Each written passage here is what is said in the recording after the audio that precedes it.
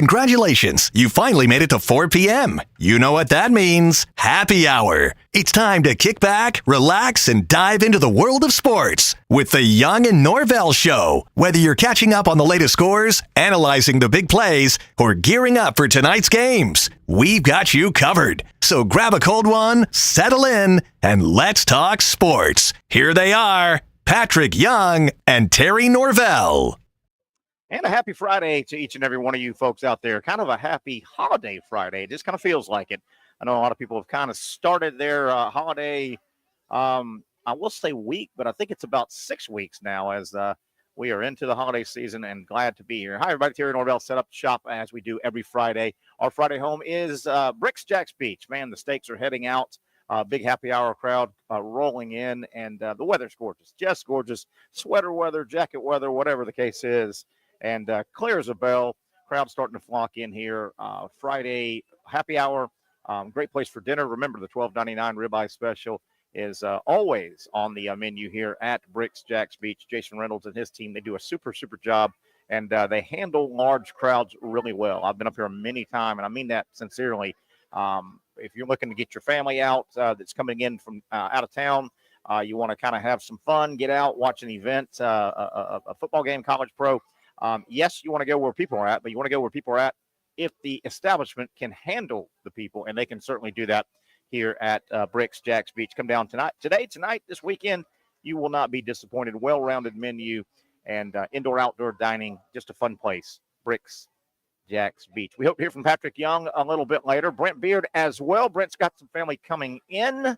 He's going to try and join us in the 5 o'clock hour. Want to do a lap around college football and the like. We'll have our Friday football picks, trying to help you make some money. And we'll do that in a little bit. Zach Rothrock, our producer, will jump in as well. As a matter of fact, Zach, if we may kick off, I want to look back last night. Hey, we're a sports show, and the NFL is a sport. Okay. I'm sorry that your favorite team, the Pirates, the Steelers, did they get worked last night? I really didn't watch much of the game, but Cleveland, 2-8. The Browns whoop up on the Steelers. Talk to me, Zach. Were you wearing your jersey last night? I maintained the jersey the whole time throughout. I mean, the Steelers, they had a chance. They had plenty of chances to win the game. They just made mistakes. I mean, they forced a turnover to get the ball with the lead late in the game and just could not. That's gonna hurt. They couldn't get a first down. I'm just gonna say that's gonna hurt late in the game, giving away the ball. It did, man. It was tough, but I mean, the Browns, they always play the Steelers at home better than they play any game all year. I mean, they caught a 2-point conversion on David Njoku he was upside down, caught it on his head. It wasn't Njoku, it was the other tight end. But either way, they're out there making. I mean, Jameis is rushing for touchdowns, jumping over people, doing the John Elway helicopter spin. Jameis Winston played a tremendous game in the snow, by the way. He had never played in a game with 30-degree or lower temperatures, and he went out there, and I mean, he did it. How about Jameis Winston still hanging around? Good for him, man. We talk about. Oh yeah, I'm a big fan of Jameis for sure. Part of it is we talked yesterday. There's not enough quality quarterbacks to go around to 32 franchises. Too many franchises, not enough quality quarterbacks. But good for Jameis. He's an interesting bird. I don't believe in a lot of stuff around him. Sometimes I think he's very full of it. But for sure, hey, he's still getting paychecks in the NFL now. That jersey you had on yesterday and you wore last night during the game, I asked you a moment ago, was that your lucky jersey? And have you since thrown that jersey in the trash can? Oh, well, I mean, I have a rotation. I have a couple of white jerseys and a couple of home jerseys, and whenever we get a loss, I rotate to the next one. So the next road game, I'll be wearing a different white jersey. That's the way we go with that. Oh boy! Now, around the Rothrock household, like such as last night, big game, your team. You've got a toddler, right? Not a toddler. You got a 5-year-old. She's in kindergarten. Yeah. Kindergarten. Yeah, 5-year-old. So, still needs a lot of help around the house.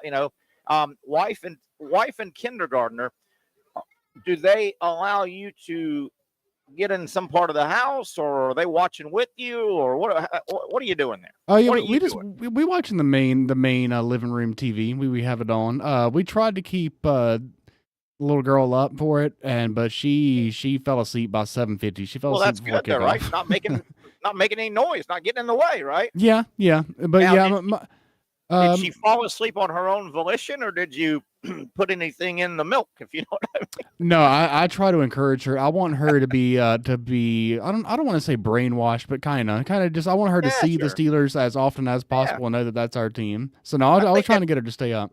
I think that's parenting number 16 under the parenting guide. Go ahead and brainwash the little buggers. Oh yeah. The Gamecock logo is one of the first things she recognized. So yeah.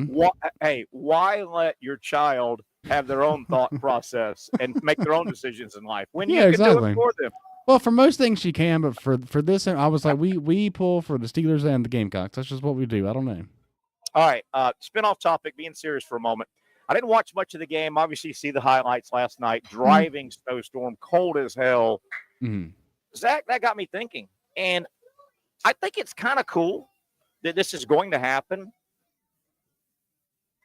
Generally, and there may have been an exception or two, and you can say, well, a game may have got moved back because of a hurricane. I think Florida had a game or two moved into December. But generally, college football, you don't have home games in December.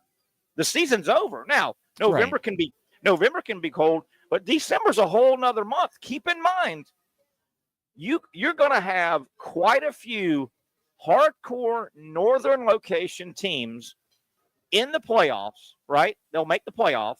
And that one round, the home team is at a college, the game is at a college campus, right? So, Zach, and I'll throw up, here are schools just off the top of my head looking at the rankings. A chunk of these are going to make it in, and a chunk of these will be 5, 6, 7, or 8. And those 4 seeds will host on campus. Okay, you ready? Yeah. It could easily be Ohio State, Penn State at 5. Oregon would probably have to lose a couple, but Indiana could easily be 5, 6, 7, or 8, right? Hell, Notre Dame could be 5, 6, 7, or 8. Colorado, BYU. Those schools are in northern locations. It gets cold in December. We haven't ever had and by the way, the playoffs start December 20th. It's not like they start, the day after the selection, right? Yeah. So, it's full winter. We haven't had a Notre Dame home game December 20th, right?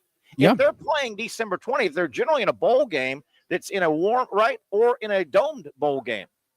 Right. Same thing. In Indiana, it could be colder than what. Oh, yeah, I would anticipate it will be. Yeah. Penn State. I mean, all these places I named, a chunk of those guys are going to be hosting that quarterfinal, that first round, right? They're going to be hosting, and we just don't see this very often. Alabama may go to Penn State round 1, and it may be 14 degrees and slush on the ground. You may have somebody going to South Bend, Indiana. Yeah, I think right now Alabama is currently projected to go to Indiana to the Hoosiers. Yeah. So that would be one of those. I mean, not that it doesn't get cold in Alabama, but I mean, it rarely. And again, Alabama hasn't played very many outdoor December games, and certainly not above the Mason-Dixon line. They haven't played that many true road games against a non-SEC opponent ever. Yeah. Really. I mean, what if Miami gets in? Oh yeah, they had to go to Colorado. Miami gets in, and they could easily be 5, 6, 7, or 8 if they win out. Go to Charlotte, win that. They could be camped out at 5 or 6. Oh, I'm sorry, they could be camped out at 9, 10, 11, or 12. Right? Yeah, they would have to lose the ACC title to do that, right? Yeah. Well, I don't know. They could win it, and if you win it, you're automatically one of the top 4. That's right. That's right. So. What if you get some of these matchups though that just historically you don't play December football games outside generally? It could be a bowl game, but generally a bowl game is not. You're trying to win a national title. You're playing a bowl game. If you play a big bowl game, those are either in southern cities or in big domes, right? The Fiesta Bowl, the Sugar Bowl. They're in big domes. You could have. I mean, these could be very meaningful games. What if Indiana loses but still gets in? Loses Saturday but still gets in, and they go play Now, Indiana they play in cold weather, but you could find some weird scenarios in that those first 4 games. Oh yeah, there's bound to be at least one example of an SEC team having to go play at a Penn State or an Ohio State. There's bound to be at least one of those. And I think once everyone sees how that plays out, I think that's when it starts to really ramp up the expansion to 16, because that's when you're going to see even more of these happen. Let's say Texas plays Ole Miss in the SEC championship game. They both get in. Georgia gets in as an at-large at 10. Or even Alabama gets in or they both get in. Well, one of them's probably going to be 10. Yeah, they could, Right? How about Georgia? How about Georgia first round playing for their playoff lives in a driving snowstorm in State College, Pennsylvania? That'd be something, man. I just feel like one of these big SEC like blue blood type schools in Alabama and Georgia, I feel like one of them is bound to go to Colorado to face Deion Sanders. I just feel like that match. I feel like I can just already see it just happening. And in mid December, it gonna be cold. Yeah. The elevation. We're talking December 20th or 21st. There's that first game on that Friday, right? I think we said it was on Friday, and then 3 the next day. So go check the weather historically, December 21 and 20, the 20th and 21st in Boulder, Colorado, State College, Pennsylvania. Probably pretty cold, yeah. Bloomington, Indiana, places like that you could end up. Right. Yeah. Ooh.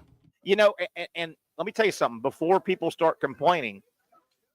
The Northern School comeback is wait a minute. You guys don't give a rat's you know what if we have to open up an early season game the last week of August or early September, and it's 150 degrees in Gainesville or Coral Gables or Clemson, right? Yeah. They go, hey, man, the turnabout is fair play, right? So for Boulder, Colorado, December, the average temperature, this is the whole month of December, so it counts the beginning even, it's 18 degrees Fahrenheit. Say that again, 18, yeah.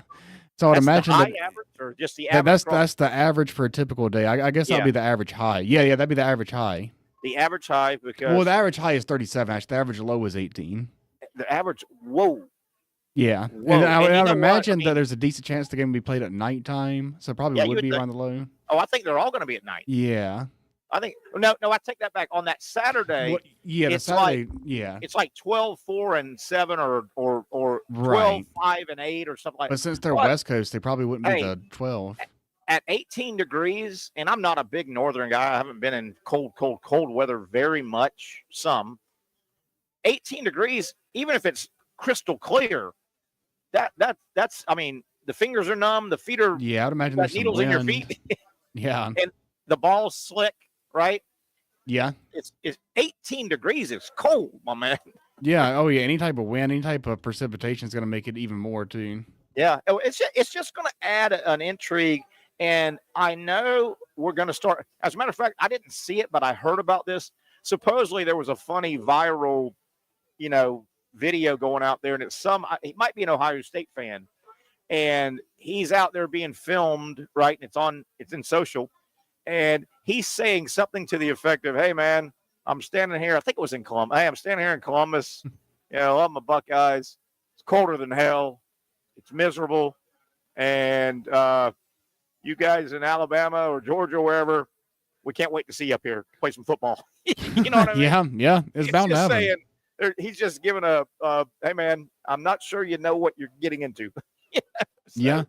I mean, I feel like by and large, though, in theory at least, the SEC brand of football should play well in that, whether the run the ball, the smash mouth, play deep. In theory, it should, but then you got to actually go out there and do it, though. Well, I don't know your thoughts, and I'll get them here. My thoughts, I love that some of the playoff is on home campuses. I think that's the best part, yeah. I think maybe college football has a number of just beauty points that just make it special, and we love. I'm not so sure beauty point number one for the game of college football isn't on-campus football. There's just something about being right in the middle of the campus. That game I'm going to tomorrow will be the game I went to last Saturday in Gainesville, Florida LSU, Florida Ole Miss.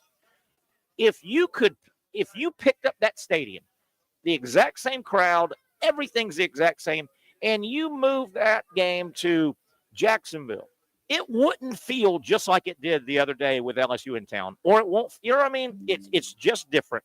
On campus is special. Oh yeah, and then you have like the pre-game tradition for all the teams. Yeah. I was actually looking. So I've heard that the home playoff games are supposed to be somewhat corporate, almost like a bowl game, where it won't be as many fan tickets like season tickets. But I have yeah, I know it's not great. Yeah, but I did just look, and because I was actually trying to get more details on that, and I saw that Penn State has actually already opened up for the students to get their tickets for the playoff game. That hasn't even been announced yet. Interesting. I'll tell you one thing I don't like is the top 4 seeds get a bye. Okay. Which you want to buy. It's one less game. You might get upset. One less game. Okay. So you want to buy. I get that.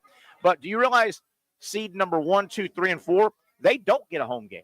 Right. Yeah. That is kind of the downturn. Which isn't cool. Wouldn't you like to have your, obviously you've had a hell of a year. If you're 1, 2, 3, or 4, you've had a hell of a year. Wouldn't you like to have your team take your field for that biggest game of the year so far in your stadium? Yeah, they don't get a home game no matter what. 1, 2, 3, or 4. Yeah, and I get that a lot of that is because they want to be able to keep the bowl, the sponsorships and stuff. But I mean, they could probably find a way to just transfer the sponsorship and the titles of the game to that home stadium. There has to be a way to make that work. I'm with you now. New Orleans, the cities, Phoenix, true. Pasadena would never go for that. You know what I mean? I didn't really factor that in. Your point. Your point is a good one, but there just isn't a good answer. I just wish, let's say Oregon, the top 4 hold, okay? And it's just a shame that those 4 don't get a home game. It really is. Yeah, they should be rewarded with that. Their fan base should be rewarded with that. It's going to be the most like dynamic. I'm very excited. That weekend I'm more excited for than the top 4, the playoff, or the championship for sure. I think most people probably are. And it's a shame they're going to miss that. And I've got it. I remember we went over it. The first weekend is, I think the first 2 weekends of the playoff, it's 1 game one day, 3 the next, the 20th, 21st. Then the 31st first, it's 1 game, 3 games, and then it's 2 and 1 the championship over 4 weeks, which is a month. It's a month of playoffs. And you're going to have the NFL mixed in on a bunch of those days, too. How about that? NFL will be mixed in on those Saturdays, too. Because the NFL starts playing on Saturday.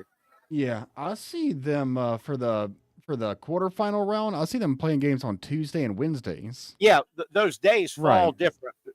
Because it's New Year's Eve and New Year's Day, just like traditionally. I understand. Okay. So then the championship is Thursday, Friday, Monday. Yes, on that second weekend, which is, what is it? The 30? Yeah, the 31st, the first.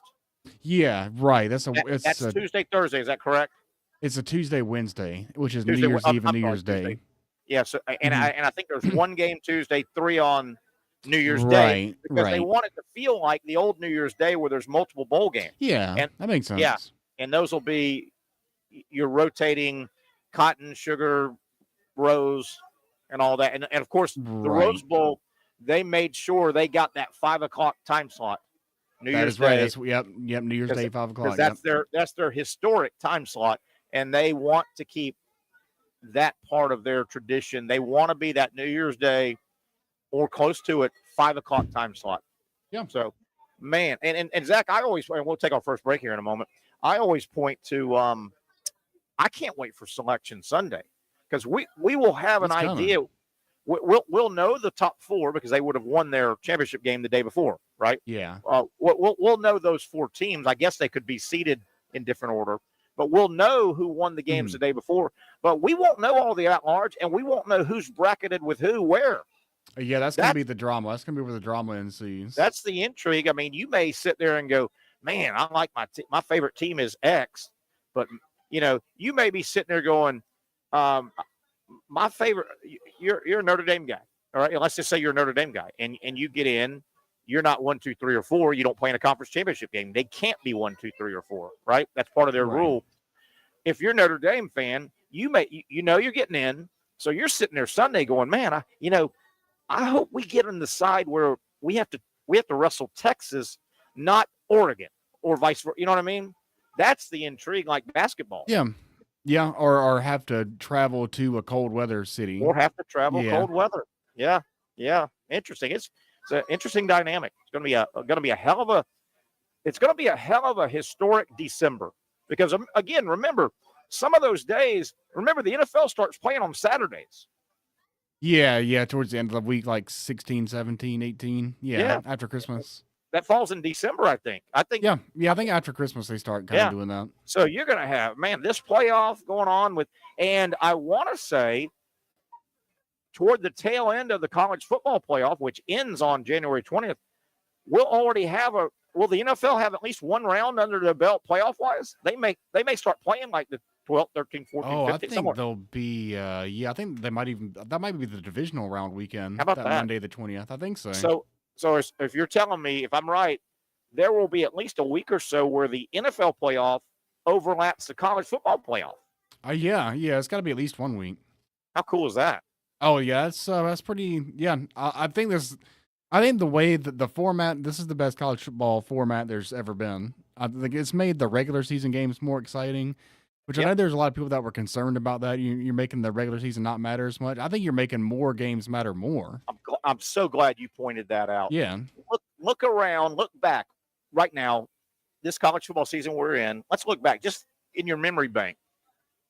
The rivalry games didn't feel one bit different. You weren't either in the stadium or watching going, you know what, this Alabama-Tennessee just doesn't have the panache anymore because of these big games, they were as big and are as big as they've ever been, right? Oh yeah, even the Ole Miss and Florida game, that game wouldn't matter much at anything in the 4-team playoff format, but now Ole Miss has a chance to get in. Florida's got a chance to play spoiler. Yeah, there's a lot on the line. These big rivalry games, and there was concern. Wait a minute. College football is all about rivalry games during September, October, November. It's so passionate. Will this take away? I don't think it took away at all. All the rivalry games that we've seen, I don't think it's taken away one bit. No, it's added to the excitement and the college, the playoff, the way there. I mean, there's no way it's not going to be exciting with the way that there's going to be upsets. There's going to be all types of stuff happening. Yeah, especially in the home games and the wild card. There is one entity. There is one entity that really, really, really does not like the college football playoff, and I'm being serious here. And they will not like it at all until they get out of December and January. And that entity, and I'm dead serious, is basketball, college or NBA. I mean, the college basketball and the NBA have always fought. They just can't get enough eyeballs December, January until football's out of the way, right? Mm-hmm. I mean, there are college basketball games. There are great college basketball games that pop up every mid to late November, December, and January that it's not appointment TV because you're wrapped up in football. Same with the NBA. The NBA's tried everything. Christmas Day, 3 games. They've tried everything. Mm-hmm. That's one entity. Basketball does not like the fact that now the college football playoffs have added to the eyeball stealing. I mean, nobody gets in basketball mode almost until February minimum. Yeah, and the NFL's doing Christmas Day games. They did it last year. They're doing it now, and I mean, how about that? And the playoff is bigger than bowl season. Bowl season was big before, but now the playoff is even bigger than that used to be. So yeah, I mean, I think that they should just push the basketball season back further. If I were them, that's what I would do. Yeah. And you know, Patrick and I talked about it. Obviously, played big time college basketball. I would love college basketball to start mid to early January. I'm fine missing a few games, but yeah, you miss a lot of really good games. I mean, you'll have they should have May Madness. Yeah. Yeah, and I get tradition and all, but it's a shame that in December there are matchups. There are some consistent matchups in December that only get the passionate fan base. You generally have Kentucky playing Louisville somewhere in December. Mm-hmm. You have Indiana and somebody. You have North Carolina play somebody big. North Carolina may have an out of conference game with Gonzaga. or right, Kansas. Yeah, but it mostly just gets buried. Kansas and North Carolina will play in December, and you got to be a junkie to even know that. Yeah, it gets buried. Like, it won't get any coverage, and suddenly you're flipping through the channels on a Tuesday at 7, and it's just on. That's kind of the way that goes. Yeah, it's tough. All right, Zach, let's take a break. Well, we may come back and go ahead and start getting our picks out. We got a lot of stuff to cover here on a Friday edition. We're live at BRIX Jack's Beach, where they're famous for a lot of things, including their standing Friday ribeye steak special. It's a ribeye steak and 2 sides for $12.99. They're serving them up right now, and will anytime you walk in the door on a Friday at BRIX Jack's Beach. Also, Zach, if we can, I want to touch a little bit on Major League Baseball. This is their awards week, and the big awards were given out. Not a lot of surprises, but I want to talk about the game of baseball and what kind of season Major League Baseball had as it just wrapped up several weeks ago. That and a whole lot more. Terry Norvelle sitting here live at BRIX Jack's Beach on a Friday.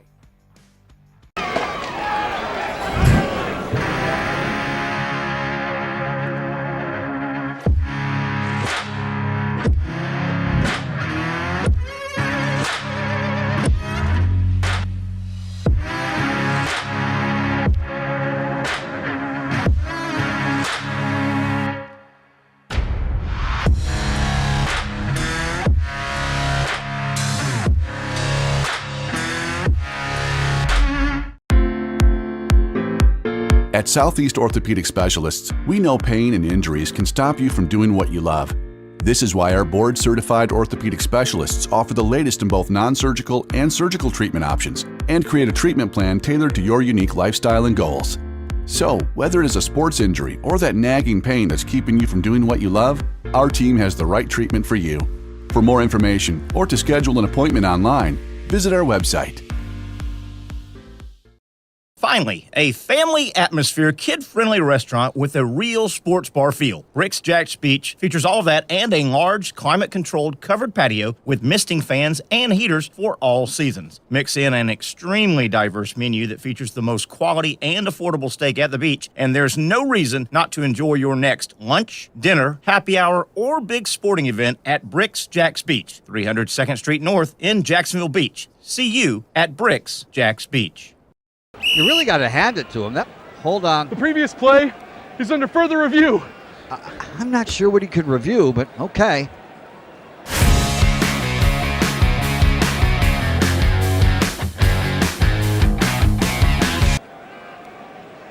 Sure has been a while. Dine in at Hurricane Grill and Wings for the football season. Well, there he is. Oh, what is that? The Action Sports Jax 24/7 network is streaming. I'm Stuart Weber, and I'm here to teach you a nice 3-step process on how you can watch all your favorite programming from the Brent and Austin Show every weekday 10 a.m. to 1 p.m. or the Cup Date with me. It's fantastic. We talk NASCAR. It's a great time. Wednesdays at 1 o'clock. All right, first step, easy. Download the Action News Jax app. You probably already have it downloaded on your phone, so you might already have that one taken care of. Step 2, see that stack of pancakes up there? You click that stack of pancakes, and it's going to bring down step number 3, which is a full screen of all the different streams that you can click on, including the Action Sports Jax 24/7 stream. You click that, the video's rocking and rolling on your mobile device, you're watching all the shows you want to, and you're having a good time. You can also do it on your smart TV with the Action News Jax Now app. I do it on my Samsung TV at home. It's a great way to watch it on a nice, large screen for all the content. That's the Action Sports Jax 24/7 network. Hope you can find it. You trust CGC to make your water great, and now you can trust CGC with your plumbing needs as well. Fast, convenient scheduling, licensed and insured. A quick call away at 904-552-1242. You never know when you're going to have an issue with a shower, toilet, or maybe it's a sink that sometimes is easy to fix. All right, let's be honest.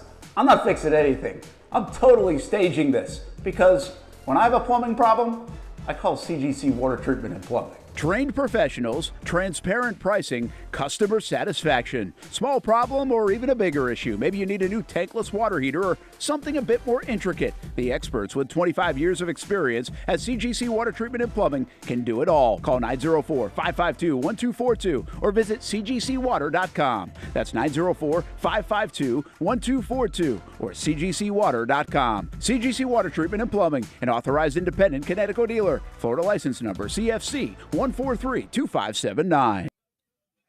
All right, as the most well-rounded sports show in the history of ever, we are back here, number one, resetting the show on a Friday live from BRIX Jax Beach. I'm Terry Norvelle, Zach Rothrock producing. Hope to hear from Patrick Young momentarily. Hopefully, I'm not sure what his schedule is. And then Brent Beard's going to try and check in with us with some college football talk. Obviously, Brent's got some family in. Zach, before we get back to sports, because that's what we do, we're going to show you how well-rounded we are, and it's not a great topic, but it's a very important topic. I don't know if you realize, Zach, in my opinion, and this can be argued, but in my opinion, 61 years ago today, the biggest news story in the history of our world happened. And obviously it's debatable and it's opinion, but do you have any idea what I might be calling, or I am calling, I think the biggest news story in the history of the world, and I'm being dead serious, happened on this date 61 years ago. That would take you back to 1963, 61 years ago. A little trivia here, and some of my friends are here. They're trivia people. I believe that will be the assassination of John F. Kennedy. You have hit it right on the button. 61 years ago today, what I think is the biggest news story in the history of our world, John Fitzgerald Kennedy was assassinated on live television. Zachary. Yeah. That kind of kicks it up a notch or three for the nation and the world to see, for God's sakes. Yeah, I've seen multiple angles. How about that? Yeah. I mean, that's pretty great. Yeah, the only reason why I knew that it happened in 1963 is because of the drama series starring James Franco with the name 1963. Right? Good one. Yeah. Good one. And, things that you could put in there, obviously the moon landing, the beginning of World War I, World War II, obviously, but I think considering that the president of the United States is considered the leader of the free world, and it happened on national TV in a very tumultuous time for both our country and internationally, I think you can make that argument. It's the biggest sports story, biggest news story in the history I think so. of the world. 61 years ago today, as we welcome Mr. Patrick Young. He'll have a little insight. Patrick, how you doing? What's up? How's it going, guys? Hey, buddy, we're doing well. Yeah. We led this segment off 61 years ago. John Fitzgerald Kennedy shot in a motorcade on national, international live television. What a massive story. Wow. Yeah, that was a massive story. That was, man, just, yeah. And what you did, I just hopped on, but hearing you say that, yeah, the most powerful man in the free world, free country. And for that to happen in this country that tries to portray majority, politically and not having uprisings and whatnot, it's kind of crazy. It was unbelievable. And then 2 days later, there's a second shooting on live TV. Jack Ruby shoots Lee Harvey Oswald as he's been transferred on the line. I mean, think about those 2 or 3 days, what the nation / the world went through. I mean, these were all television wasn't that old at the time, right? I mean, but it was here. You are seeing live video of basically 2 murders on live television. Yeah, I mean, shocking. I've abdicated this, and I'll do it again. If you ever have a chance in the Dallas area, if you're ever in the Dallas area, go by the museum. Go by, and you can, obviously Dealey Plaza, the Grassy Knoll, all that's still there. It's not called the Texas Bookstore Depository. It's called something else. The building, it's still there. They have a big museum. It is well worth your time if you're into history and things like that. Very, very chilling. And they have X's marked on the road where he got hit 2 or 3 times, and you can stand there and get it's chilling. It really is. Anyway. Wait, what? Yeah. That's weird. Say that again, Pat. That's weird. Yeah, but I mean, they kind of there's like 2 or 3 X's on the road where he was hit at, and many people and it's still open. Everything's open there, right? It's not like it's that building is functional. I don't know what it is now. It's not the Texas Book Depository, I don't think anymore. But yeah, people will wait on traffic to be stopped, and they'll run out there and have people take pictures of them standing on the spot where he got shot. And morbid, but yeah, I get it. A little bit. The museum tour is really interesting, very interesting. So anyway, that's what the building is, just a museum, like a tour location, a tour spot. Yeah, it's very, very. If you're into history, and it's chilling to be there. Isn't there like I think you told us this, Terry, a museum of like serial killer crime items or something, like famous crime. There's a museum right there in that building about the entire assassination, and it's got like 40 stops. And it's fascinating, just fascinating if you're into history and it's just unbelievable just to think. And the spinoff, and I've told this story, the spinoff, and we can bring it to the NFL. Pete Rozelle, the longtime commissioner, to his dying day, when he was asked about his commissionership and things he did well, things the NFL did well, he considered it his biggest fumble. The NFL, that was on a Thursday or Friday. Mm-hmm. The NFL for them, the NFL still having a game or something. They did not cancel their Sunday games, and it was probably the wrong thing to do to go ahead and play. And Rozelle, to his dying day, said he greatly regretted his decision of not canceling that whole weekend. Just go ahead and shut it down. Yeah. Anyway, Patrick. Hey, Pat, we had a topic here a moment ago. I want to get your thoughts. No matter where this college football playoff is going to play out with the 12 teams, we know there are going to be 4 games played on campus sites. And Patrick, just the odds tell you a couple of those sites are going to be very cold weather cities in December, and there's a very good chance a non quote unquote cold weather city team it's going to be a neat dynamic if a Georgia has to go to Penn State and it's 21 degrees the high, and snowing. You saw the game last night. What do you think of that? Wasn't that game crazy? That game was so crazy. First quarter, and you see coming down, you're like, that's kind of rain. That's not really snow. I'm like, okay. And you're like, okay, there's some snowflakes. And then come the third quarter, it's like, oh, that's a full-fledged snowstorm they're playing in out there. Yeah.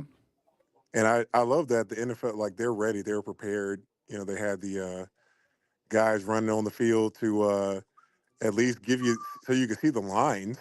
Yeah. To remove the snow off the lines constantly on. But it's so sad. I thought the Steelers were going to win.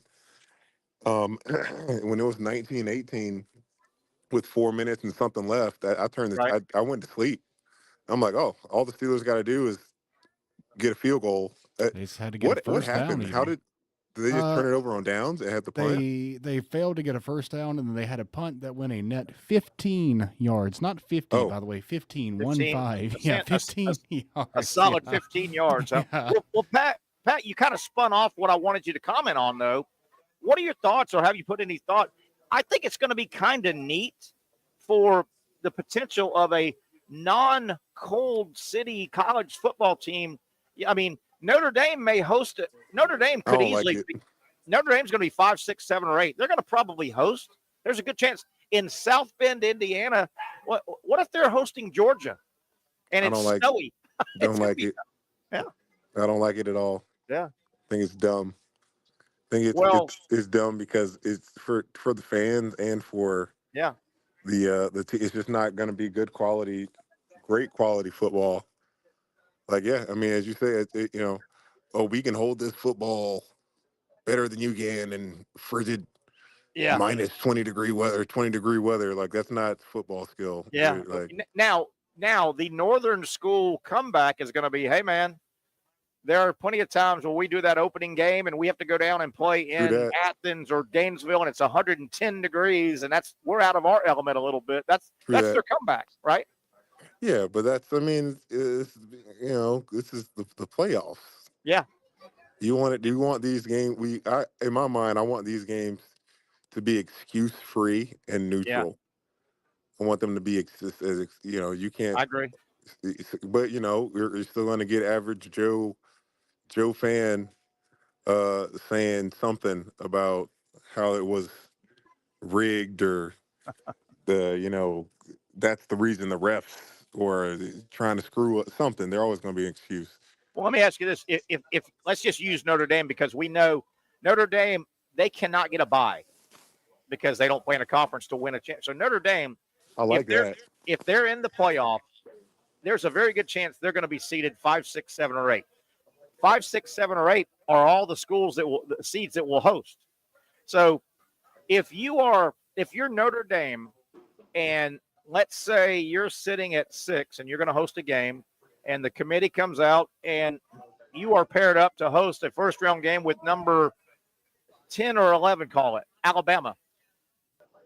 Would you rather play Alabama outside in South Bend with it cold and maybe snowy than if they had a dome right next door? And if I'm one of those teams, you're gonna think, hey, that's our best chance to win. If Notre Dame had a matching stadium right next door to their outdoor stadium, if Notre Dame got to make the call, I think they'd say, we don't want to play Alabama in 72-degree climate-controlled dome next door. We want to play them outside, right? I think Notre Dame would, or anybody would. Northern, yeah. Get them out of their element. I hate it. Get them out of the but and then because it's something you can't practice. You cannot. Yeah.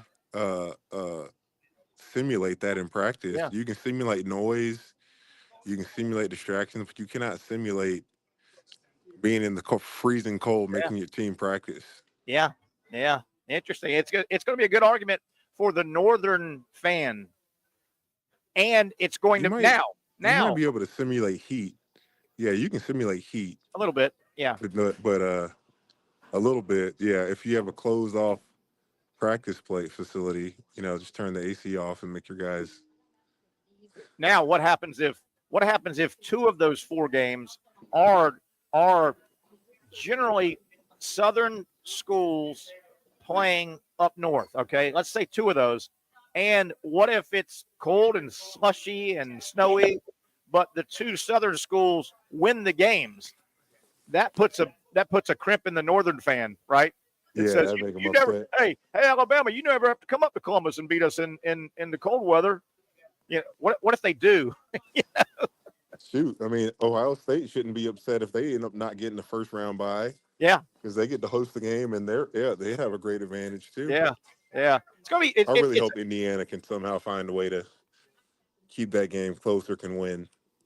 It is a neat dynamic that we're going to have, because I think it's going to play out where at least 1, maybe 2 of those on-campus games might very well pit a more Southern traditional location going up into the cold.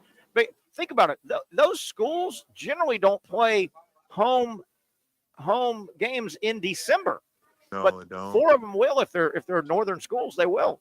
Yeah, and but I mean they're huge fan bases. They're going to get that money back. That's for sure. Yeah. All right, Pat. Hopefully, we'll take a break. Let's get to our picks in a minute. I don't know if you're ready. If not, we can do. I've got mine ready. Zach, I think, is getting ready. Pat, if you don't, we'll work that around. I'm sticking to the formula: 1 college game, 2 NFL. It seems to be. I know, and you are you're on a roll, by the way. And we've got our show picks to make. That'll come up. We'll talk some Friday football picks. Try and make you some money. Stay with us right here on the Young and Norvelle Show. Patrick Young, Terry Norvelle, Zach Rothrock, and you when we come back. For those dealing with pain from a sports injury, arthritis, or spine condition, Southeast Orthopedic Specialists offers innovative new non-surgical options. Our regenerative medicine treatments, including platelet-rich plasma and other regenerative treatments, use your body's own restorative cells to aid in treating injuries. These procedures are performed in our offices and typically require minimal downtime. If you want to get back to doing what you love, our regenerative treatment options may be right for you. For more information or to schedule an appointment online, visit our website.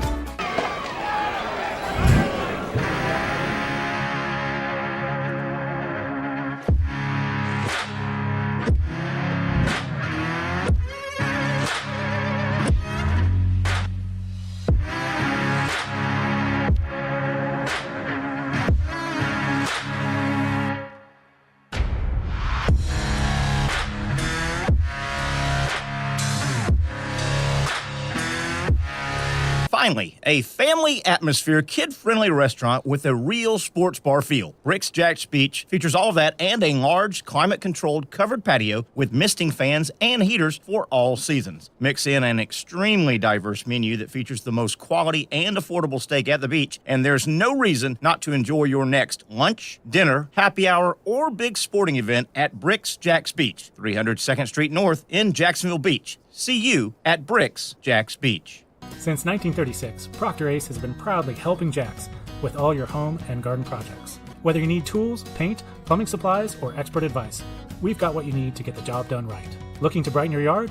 Visit our garden center for plants, tools, and everything to make your outdoor space flourish. You're not just shopping here, you're part of our community. So come in today and let us help you tackle your next project with a smile. After all, Ace is the place with the helpful hardware, folks.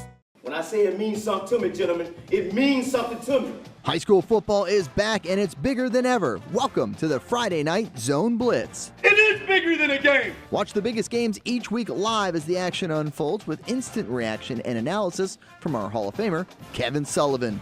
It starts with live look-ins at the top matchups, including our Jaguars Prep Whataburger Game of the Week, and that is just the beginning of 4 straight hours of coverage. From 8 to 10:30, the Friday Night Zone Blitz is streaming on our Action News Jax app and online. At 10:30, the Friday Night Blitz you know and love. A half hour of highlights from around the area.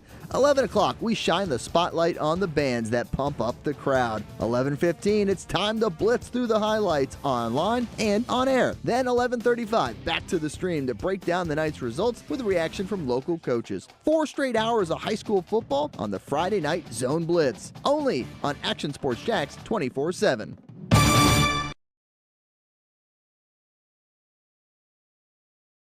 Baker Sports is local sports. Uniforms from Pop Warner and Little League to travel ball, high school, and college. They make you look good. They help you play good. Baker Sports has been helping families make memories that will last a lifetime with their Baker's Buckets. We've got a lot of these filled with baseballs and softballs in the garage. I've been throwing batting practice to Ty and Kaylee for years and also sit on the Baker's Bucket, catching Kaylee while she practices her pitching. Baker Sports is homegrown, and a lot of employees that used to play on local ball fields now work for Baker Sports, now helping you look good, play good, and make memories of your own. Visit Bakersport.com to see what Baker Sports can do for you. Custom apparel, Nike, Under Armour, Adidas, embroidery, screen printing, and more.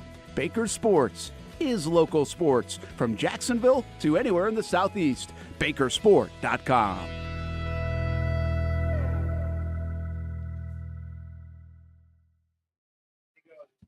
Okay, let's get right back into a Friday. Big fun Friday. They're always fun, but holiday, you can feel the festiveness in the air. If that's a word, isn't it, Patrick? Festiveness is festiveness.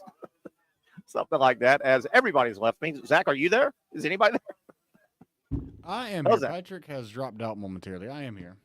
I'm not hearing you real good, Zach. Can you? That's better. Yeah, there you go. Yep. There you go. Patrick is not here. I am here. Okay. Talk into that mic. That'll work.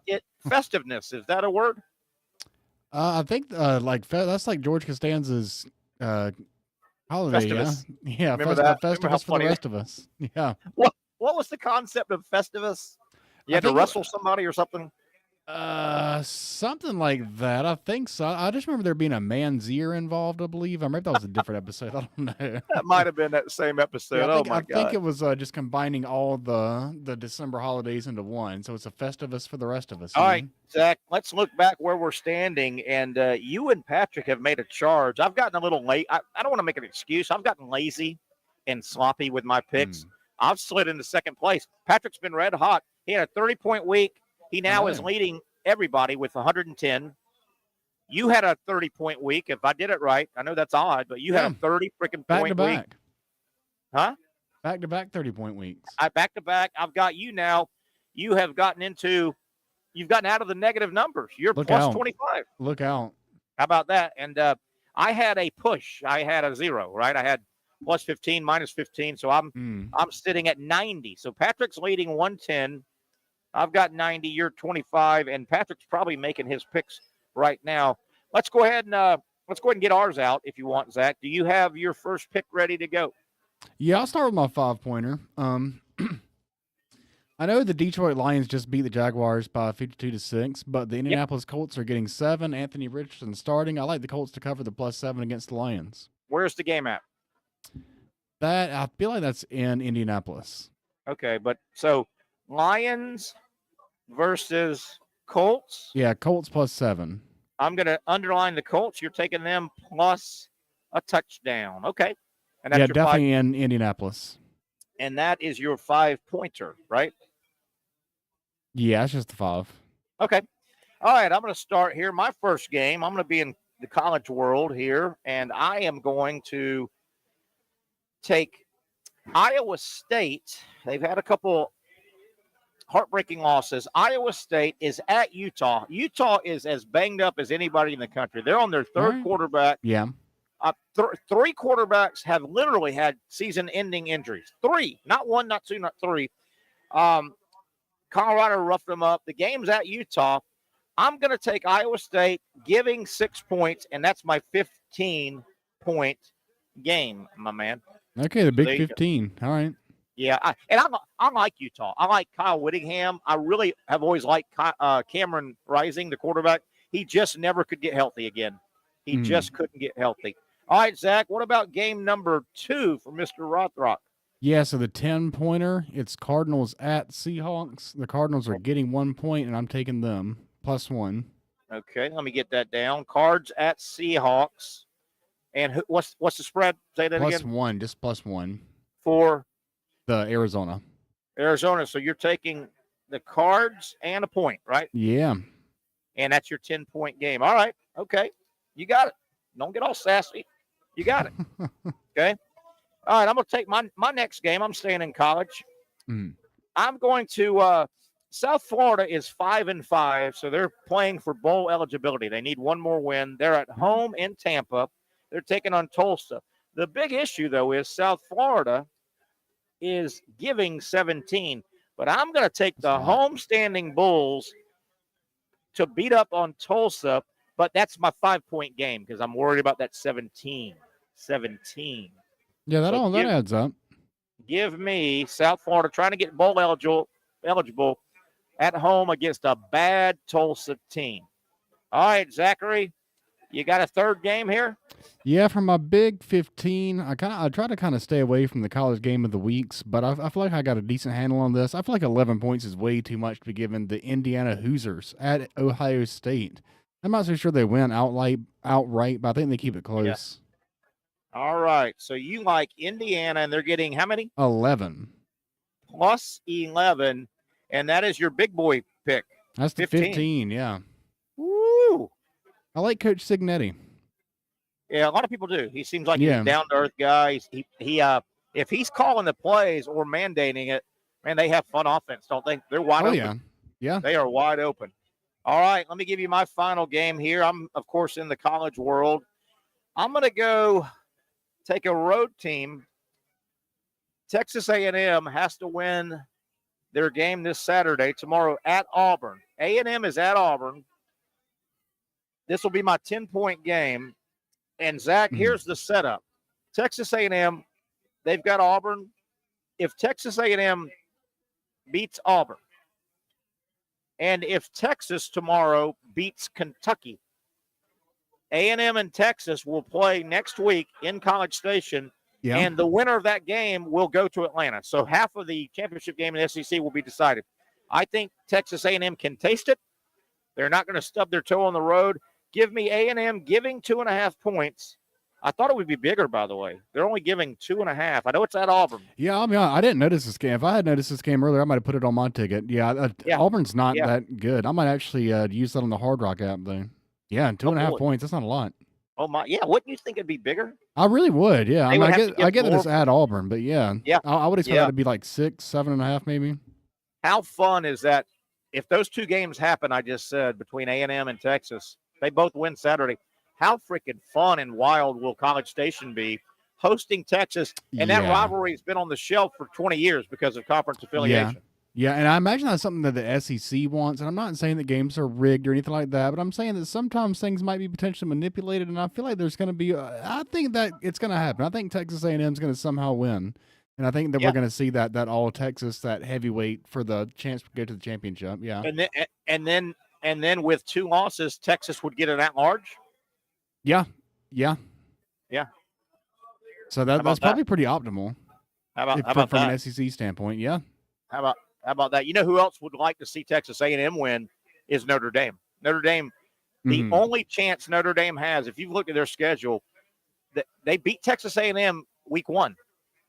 They would love I think Notre Dame's going to be in no matter what, but Notre Dame could move up a seed or 2 if they get to say, hey, we have a win over the SEC champions, Texas A&M. Yeah, feels like it. I mean, I don't really know. I mean, it's an early season win, but I mean, yeah, that technically that'd be a feather in their cap, though. It'd be something that, I mean, everybody wants to give Notre Dame the benefit of the doubt and give them as high of a seed as they possibly can. So yeah, I could definitely see that playing out. Because, this isn't Notre Dame's fault, but your schedule is your schedule. Notre Dame did not get any help. It kind of is padding they didn't get any help padding their resume by FSU or USC. See, Notre Dame thought, okay, if we can beat A&M, they're probably pretty good. That's a nice win. But, man, we'll be able to knock off fairly highly ranked Florida State maybe, and then USC. Well, Florida State and USC are terrible. Mm-hmm. I mean, USC. Yeah, they tried with those. Yeah. Yeah. They've lost like 5 games, right? USC. Terrible season. Yeah. All right, Zach, let's do our show picks here. And hopefully Patrick will get on and give us his game picks if he's got time. But let's go ahead and do our show picks as well. And I don't know the standings. We haven't been getting the standings. Is that good or bad? We're not getting the standings the last 5 weeks. It's definitely pretty suspicious. I don't know if it's good or bad. All right, here we go, Zach. Let's put our collective heads together and think this through. You already took one game. We've got Indiana at Ohio State. They're showing, and we have to do this, they're showing minus 10.5. You took Indiana, right? And a bunch of points. Yeah. With the plus 11. If you're okay, I'll say for our show, I'll jump on with you and say let's take Indiana and there's double-digit points. Yeah, for sure. I feel like the general consensus among the people that are talking heads of college football are saying this Ohio State team is not the C.J. Stroud, Jackson Smith, and Jigba team. So I just think that, and Indiana, they've had this game circled all off season. Like when they're in the weight room, when they're practicing, they're thinking about the Ohio State game. When Ohio State's doing those things, they're never thinking about Indiana. Yeah, I agree. We're down. We're taking Indiana and double-digit points. My only fear, and it comes from the Ohio State side, I know there's a really good team somewhere in that roster of Ohio State. They just haven't put it together. And we think maybe it's the quarter. I worry, I hope they don't put it all together and have their game of the year tomorrow in Columbus. Right? I mean, it could happen. I mean, they're a team, they're loaded with 5-star recruits everywhere. So I mean, yeah, that definitely could happen. But I think that Indiana's going to get it done. That the job's not finished, and they're going to. And again, by taking Indiana and 10.5 points, they don't have to win the game. We've got 10.5. No, they're going to keep it close. Yeah. All right, Zach, talk us through BYU heartbreaking loss at Arizona State. And Arizona State, I think they've been ranked the last couple of weeks, like 24, 25, somewhere. Arizona State is minus 2.5. Now they're at home, but they're giving 2.5 points. BYU upset, angry. What are your thoughts on that game? I literally do not have any type of good handle on this. I'm trying to see if I can find any type of injury news. These Western teams I don't necessarily keep up with as much. I know BYU is a team that people are looking at to make the playoff, so I guess Arizona's looking to play spoiler here. What was the point spread? Arizona State at home is giving 2.5 to BYU. BYU just lost their first game. They've had a hell of a year. Arizona State's been ranked the last several weeks. They're pretty good, and BYU cannot afford another loss probably. Well, yeah, that'll knock them out of the big. They're in the Big 12 now. Yeah, trying to play Colorado. Yeah, that's really tough. Where do we go? I'm leaning BYU, but I don't feel confident at all, honestly. All right, let's go ahead. I'm gonna go with you as well. We're gonna make that our pick. My biggest problem with this game, Zach, and shame on me, but I can't watch them all. I just haven't seen Arizona State play. I just haven't. Their seen game's play going much. like 11 p.m. Yeah. It's hard. I've seen BYU a lot. BYU's good. They're good. Yeah, it's a tough loss the other night, but they're good. They are good. All right, we're going to take BYU in that game. All right, the final college game down in Gainesville. I'm heading over tomorrow very early, high noon kickoff. Ole Miss at Florida. We know what it means for Ole Miss. It's a huge game for Ole Miss. Florida has rebounded and is playing respectable football. The Gators at home. Ole Miss giving 11.5 points.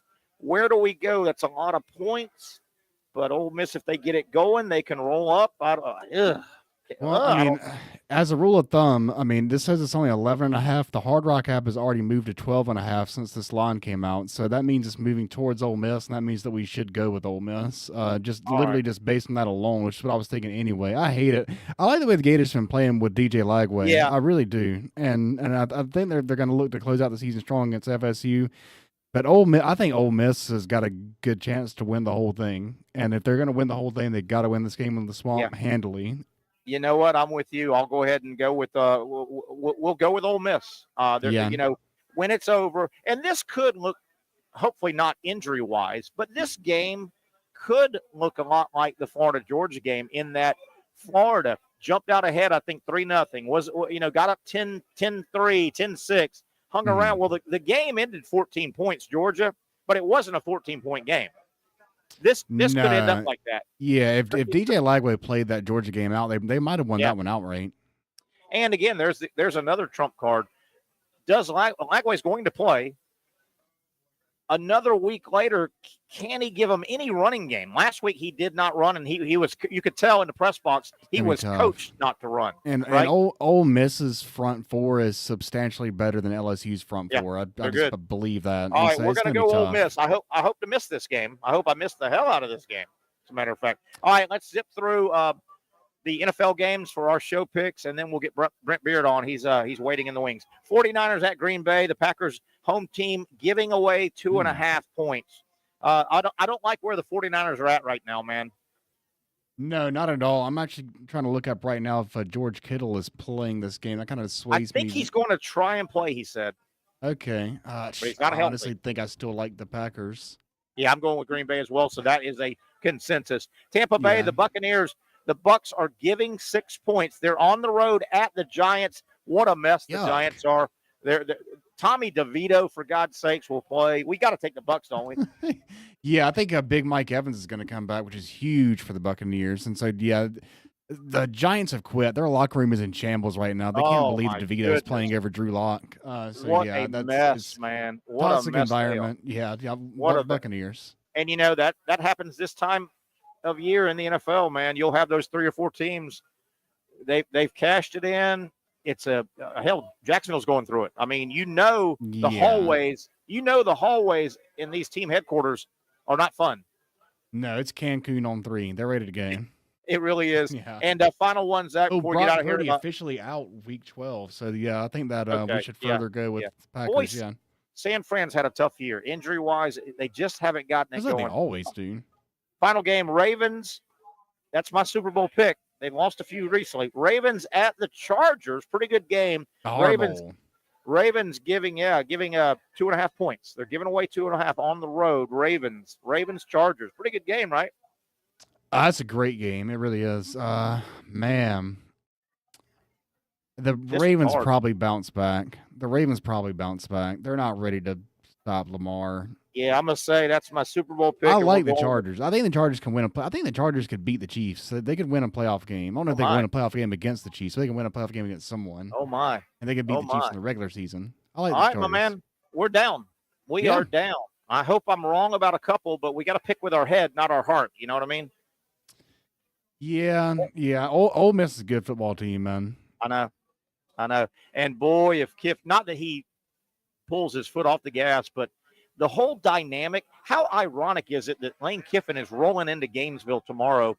Gator Nation, if they took a poll and they could name their next coach, Kiffin would probably get 70% of it, right? I mean, he's the guy they want. And he's going to be in the stadium, for God's sakes. Yeah, that's an interesting dynamic. That's something I'm going to be checking in on throughout the broadcast, looking in to see if there's any signs being held up or like if the crowd is chanting anything like that. Yeah. I mean, yeah, if we'll go to break and get Brent on, I promise. But we talked about it yesterday, Zach, I think you and I. If Ole Miss puts a number on Florida, if Ole Miss gets it going and Florida has a ugly day, I'm going to be real curious. What's the atmosphere inside Ben Hill Griffin Stadium during the game and right after the game? I mean, you know, the Boo Bird, I've been in that stadium a couple times this year, and the Boo Birds were loud. Oh yeah, were loud. What if they just beat the hell out of Ole Miss? Then with them, how would it'd be like? Wow. Yeah. I can't wait for Monday radio and TV. Yeah. So, all right, let's get Brent Beard on. We'll take a lap around college football here on a Friday, the eve before the weekend before the final week in college football. Brent Beard talking ball with us when we come back on the Young and Norvelle Show.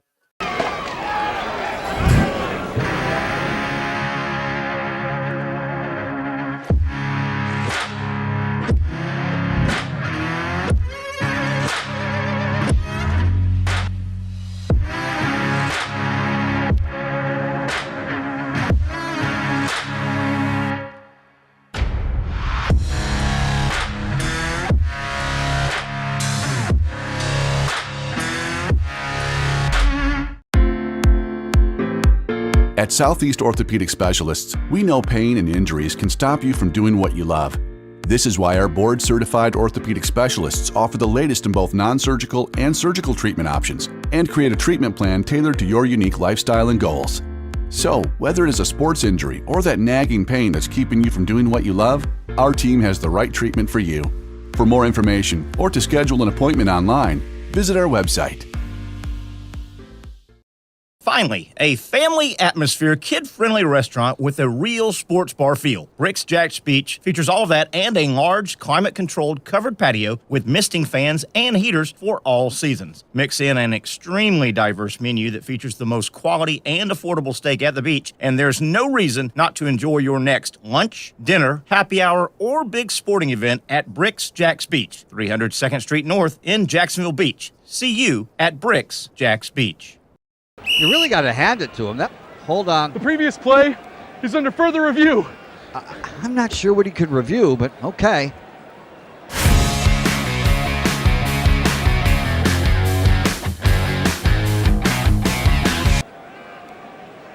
Sure has been a while. Dine in at Hurricane Grill and Wings for the football season. Well, there he is. Oh, what is that? The Action Sports Jax 24/7 network is streaming. I'm Stuart Weber, and I'm here to teach you a nice three-step process on how you can watch all your favorite programming from the Brent and Austin Show every weekday 10 a.m. to 1 p.m. or the Cup Date with me. It's fantastic. We talk NASCAR. It's a great time. Wednesdays at 1 o'clock. All right, first step, easy. Download the Action News Jax app. You probably already have it downloaded on your phone, so you might already have that one taken care of. Step 2, see that stack of pancakes up there? You click that stack of pancakes, and it's going to bring down step number 3, which is a full screen of all the different streams that you can click on, including the Action Sports Jax 24/7 stream. You click that, the video's rocking and rolling on your mobile device, you're watching all the shows you want to, and you're having a good time. You can also do it on your smart TV with the Action News Jax Now app. I do it on my Samsung TV at home. It's a great way to watch it on a nice, large screen for all the content. That's the Action Sports Jax 24/7 network. Hope you can find it.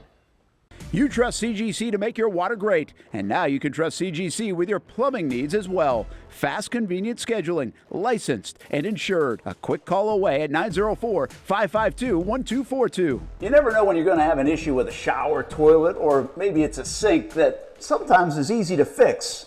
All right, let's be honest. I'm not fixing anything. I'm totally staging this because when I have a plumbing problem, I call CGC Water Treatment and Plumbing. Trained professionals, transparent pricing, customer satisfaction. Small problem or even a bigger issue. Maybe you need a new tankless water heater or something a bit more intricate. The experts with 25 years of experience at CGC Water Treatment and Plumbing can do it all. Call 904-552-1242 or visit cgcwater.com. That's 904-552-1242 or cgcwater.com. CGC Water Treatment and Plumbing, an authorized independent Connecticut dealer. Florida license number CFC 1432579. As promised, time to take a final lap around the world of college football as the big weekend, obviously Thursday and Friday we've had games, but the big weekend comes up tomorrow. And it's traditionally, as we welcome Brent Beard onto the show, Brent, we've got some good football. We've got some meaningful games, but this is traditionally the lull before the big storm.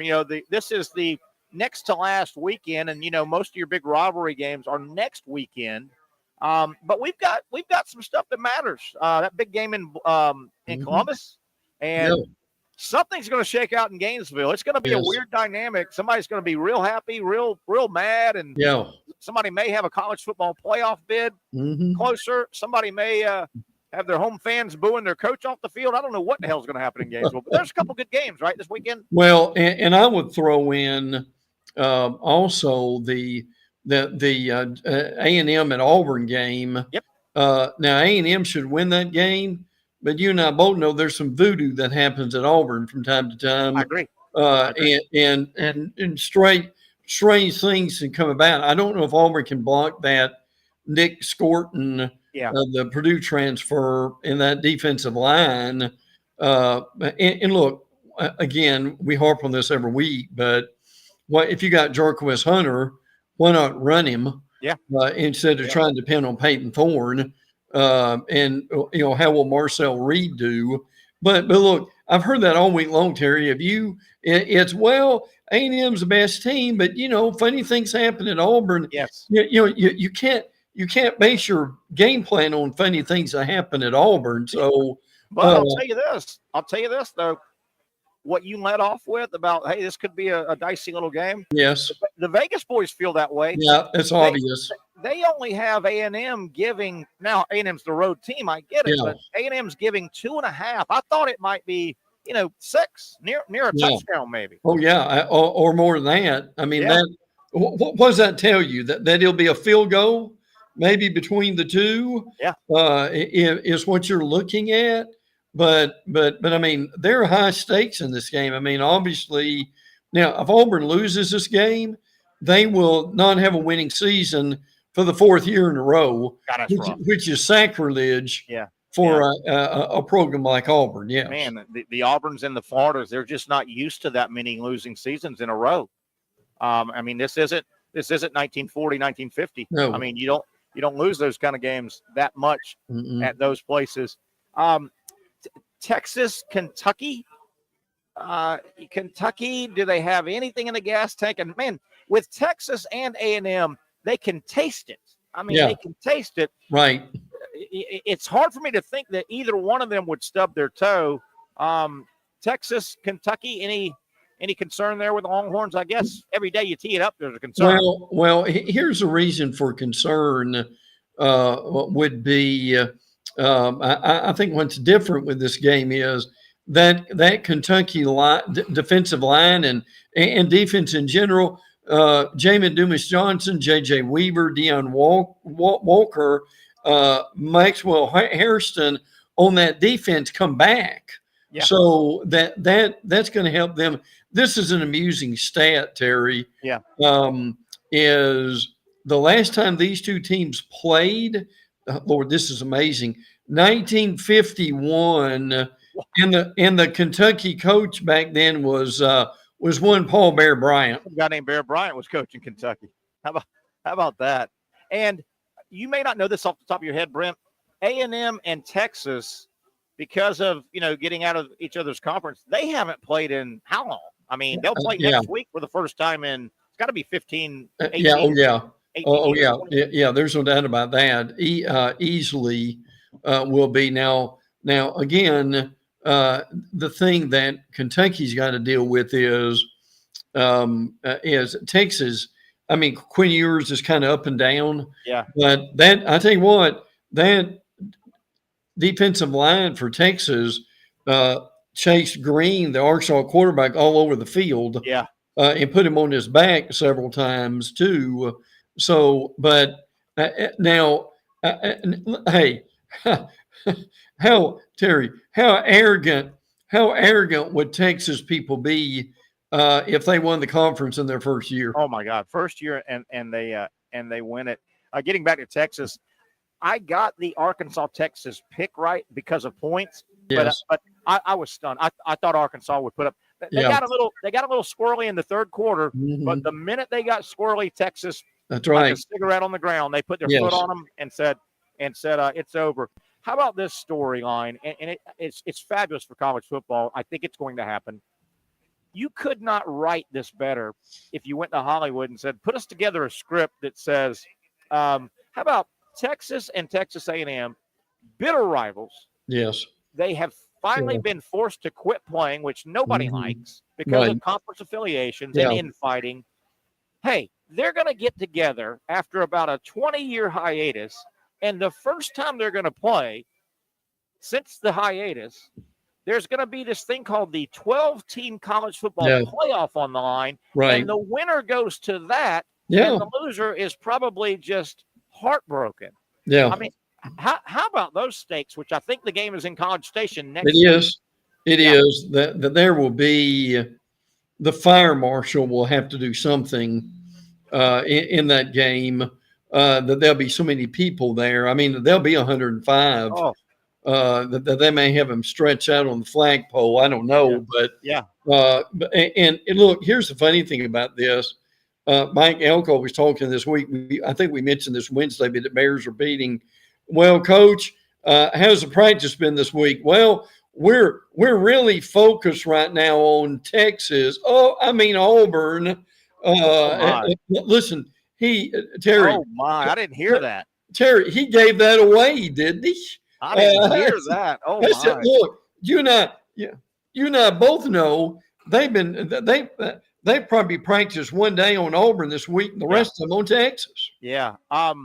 Well, I promise we'll get to Florida, Ole Miss, obviously, and try to keep you another segment, Brent. In terms of National Coach of the Year, we've talked about SEC Coach of the Year. Clark Lee, probably. Shane Beamer will get a lot of votes. National Coach of the Year.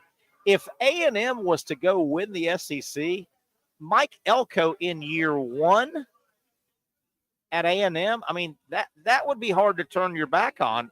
Obviously, Signetti, if he went and won the Big Ten and kind of duplicated, he would be hard to. But my goodness, Elko year one at A&M. That would be very impressive. Now they're 15 right now, basically, in the 15 in both polls. But again, a lot of this is going to be. Kirk Signetti would probably your your leader in the clubhouse, probably at that point. Now, with this love affair with Notre Dame, I won't be surprised if Notre Dame is a possibility for that. Mario Cristobal, if they go to the playoffs, they may be. I don't think he'll win it, but I'll tell you, a guy that deserves some consideration is Rhett Lashley at SMU. Sure does. They've only got one loss. They have stayed quiet too. They're fun, man. Yeah, they are fun. They really are. Hey, listen. The thought came up today, Terry. Could they run that conference for a few years? They might. Is that possible? With Florida State being down, Miami up and down and all around. Now you've got, obviously you still got Clemson, but and they gave Lashley, and this is a smart move on SMU's part. They gave Lashley an extension and a raise. Yeah. I don't know if we know the details on that yet, but now what they don't need to do is what they did with Signetti, and they gave him an 8-year extension. Yeah. Terry, you just can't do that anymore. Look, give these guys a 5-year extension at the most and be done with it. Yeah. instead of giving them a lifetime contract. And, a lot of people always say, well, why do they do that? Why do they give these extensions so quick and all? Well, they're trying to fight off the poachers. Sure they are. There's poachers that will – there are other programs that will say, man, that guy's got the magic touch. We're going to poach him. You got to protect your guy. Brent, let's obviously Ole Miss and Florida. Let's get deep into that game. But I want to answer a couple of things you threw out. Yeah, SMU, they could be trouble if Lashley stays there. You've got to believe they've got some state of Texas recruiting momentum. Oh, absolutely. That is a fun offense, and they're in a much better conference this year than they were. I mean, say what you want about the ACC. That's a much better conference than where they were. Yeah. Really, really interesting dynamic with those guys, and we can get into this hopefully if we've got time. But I want to get to Florida, Ole Miss on the other side. Everybody now, the 12-team playoff is who's getting in, who's getting left out. Yeah. This is redundant, but one thing, and what I'm going to point out is only one of 12, and I get that, one of 12, but I think it's huge. The committee is handcuffed by having to give away a group of 5. Think about how much easier. How much easier would it be? And I know that's only one spot. If the committee had that extra spot to give away. Yeah. That's killing the committee. I agree with that. I agree with you on that. The problem with that is, and you know it too, is the national media have hammered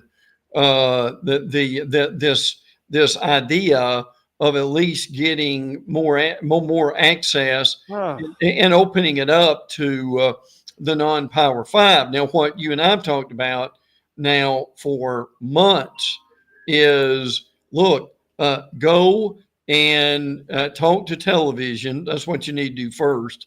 And get you, for the non-Power 5 schools, get you even a mini playoff and a TV contract.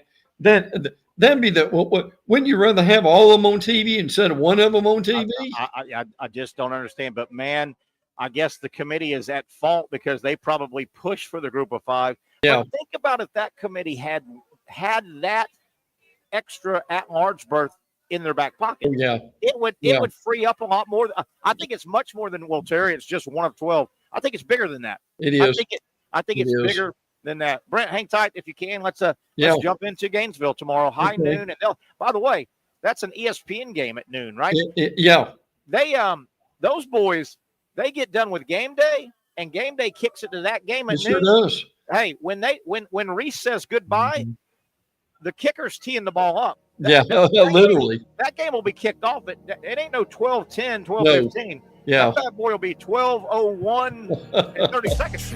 Oh, yeah. Yeah. And think about, in Oxford, Mississippi, those LSU players, that their internal clock is 11 o'clock. 11 a.m. 11 a.m. Let's talk about that game on the other side with Brent Beard right here on a Friday edition, the Young and Norvelle Show, of course, at our Friday home. And happy to be here. Fun atmosphere inside BRIX, Jax Beach.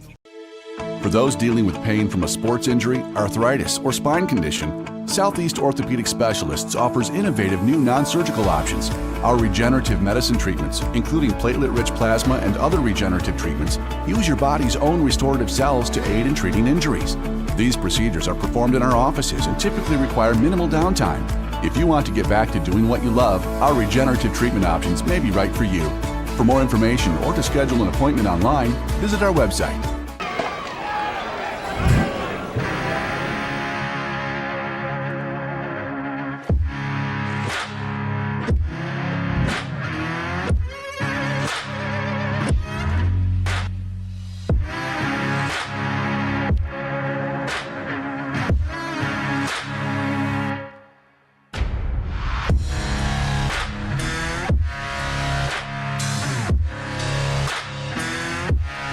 Finally, a family atmosphere, kid-friendly restaurant with a real sports bar feel. BRIX Jax Beach features all of that and a large, climate-controlled covered patio with misting fans and heaters for all seasons. Mix in an extremely diverse menu that features the most quality and affordable steak at the beach, and there's no reason not to enjoy your next lunch, dinner, happy hour, or big sporting event at BRIX Jax Beach, 300 2nd Street North in Jacksonville Beach. See you at BRIX Jax Beach. Since 1936, Procter Ace has been proudly helping Jacks with all your home and garden projects. Whether you need tools, paint, plumbing supplies, or expert advice, we've got what you need to get the job done right. Looking to brighten your yard? Visit our garden center for plants, tools, and everything to make your outdoor space flourish. You're not just shopping here, you're part of our community. So come in today and let us help you tackle your next project with a smile. After all, Ace is the place with the helpful hardware, folks. When I say it means something to me, gentlemen, it means something to me. High school football is back and it's bigger than ever. Welcome to the Friday Night Zone Blitz. It is bigger than a game. Watch the biggest games each week live as the action unfolds with instant reaction and analysis from our Hall of Famer, Kevin Sullivan. It starts with live look-ins at the top matchups, including our Jaguars Prep Whataburger Game of the Week, and that is just the beginning of 4 straight hours of coverage. From 8 to 10:30, the Friday Night Zone Blitz is streaming on our Action News Jax app and online. At 10:30, the Friday Night Blitz you know and love. A half hour of highlights from around the area. 11 o'clock, we shine the spotlight on the bands that pump up the crowd. 11:15, it's time to blitz through the highlights online and on air. Then 11:35, back to the stream to break down the night's results with a reaction from local coaches. 4 straight hours of high school football on the Friday Night Zone Blitz. Only on Action Sports Jax 24/7.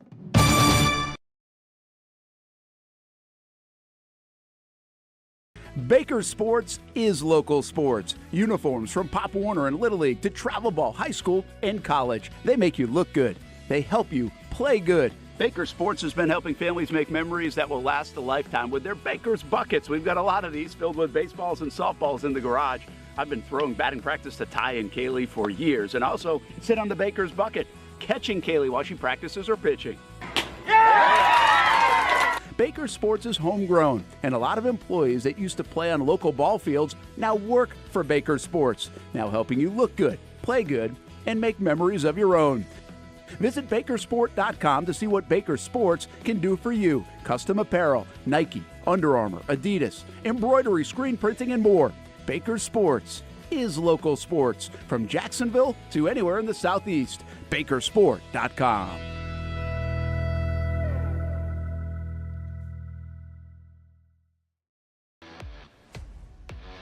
And back we are taking notes here, being a good host here during the break. Not goofing off, but working on this show, folks, doing it for you as I write down Army and Notre Dame. Brent Beard, as we welcome you back, that's one we want to quickly touch on. And Colorado, Kansas as well. But Brent, before we run out of time, Florida Ole Miss tomorrow, high noon, Gainesville. Huge game for Ole Miss. Yeah. Florida, it would be another feel-good game for the program if Florida could somehow win it, and kind of a rebound feel-good. Before we get into that, though, Brent, you've been to many of these games. I have as well. And the way it works, if you're covering a game in the press box, there's generally always a pregame meal for the media, and they put it out 3 hours ahead of time. That's kind of the press box opens up about 3 hours ahead of time, and the meal's pretty much there. I don't know if I've ever gone to a college football big game like tomorrow, and the pregame meal is probably going to be breakfast, Brett. Breakfast, right? Yeah, there'll be some eggs and grits and biscuits and gravy for the one. I wouldn't mind a big old ham and cheese omelet and some bacon and some hash browns. Yeah, you may get. Hopefully, it won't be Frosted Flakes or something like that. But yeah, I'm looking forward to a big old breakfast pregame meal. Oh, sure, I would agree with you. And the truth. That's an early drive for everybody, isn't it, Terry? Oh man, and you know I'm a lot like you. When I can control it, I don't like traffic. Or the threat of traffic. And I don't like going to any big game or concert or anything. If I can control it, I don't like to feel like, oh my God, we're stuck. We're going to miss, I got to run to the stadium. So I go early if I can. And I'll probably hit the road 7:30. Yeah. Oh yeah. Hey, listen, I've got to point this out. Doing a little research at the break. University of Iowa's got a player, Jeremiah Harris. He's a cornerback, opting out the rest of the season, preparing for the draft. 3 interceptions and 7 pass breakups. Now look, Terry, if I was opting out, if I was opting out, I think I'd have a little bit more to show than 3 interceptions and 7 pass breakups, wouldn't you?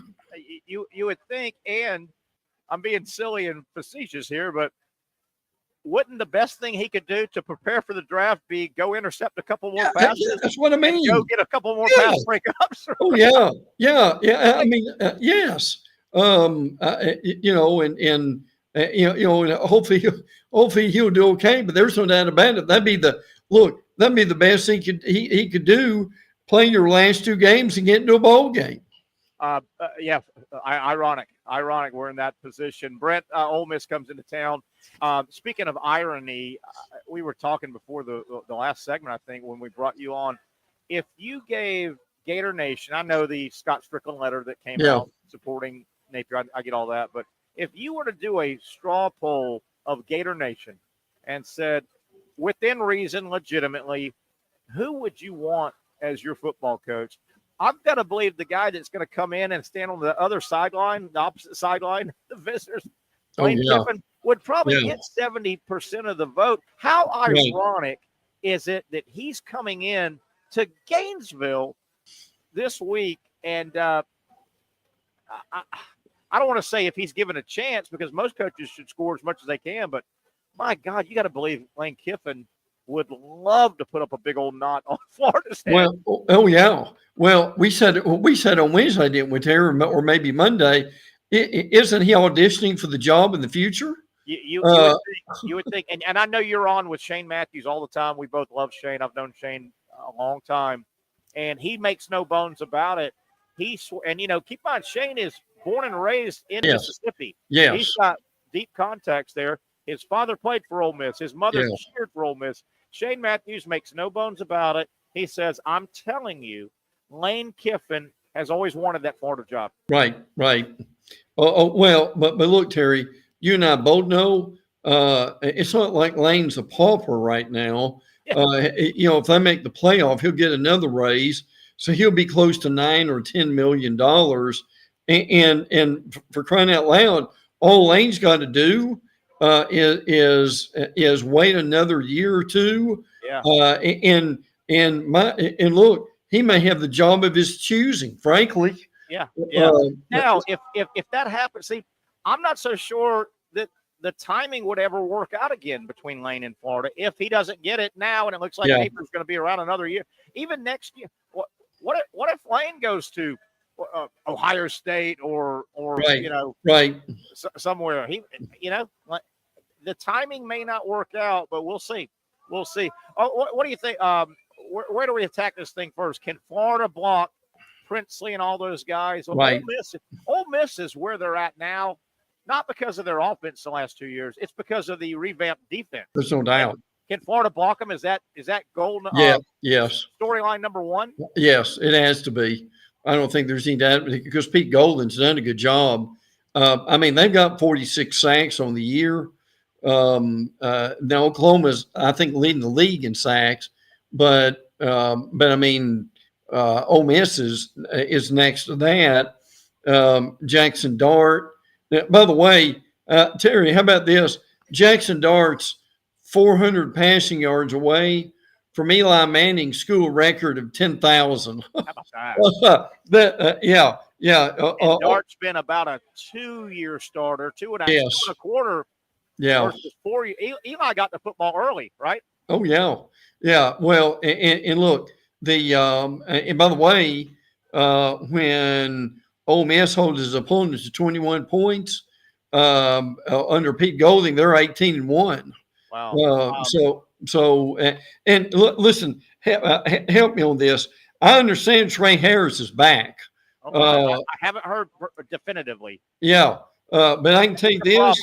If he is, that could be very difficult and challenging for the Florida secondary. And as big a turnaround as Florida's defense has had, and you still have to look at the scoreboard. I know they gave up a bunch of third downs, and they've tightened up on defense, but man, they have gotten passed on though.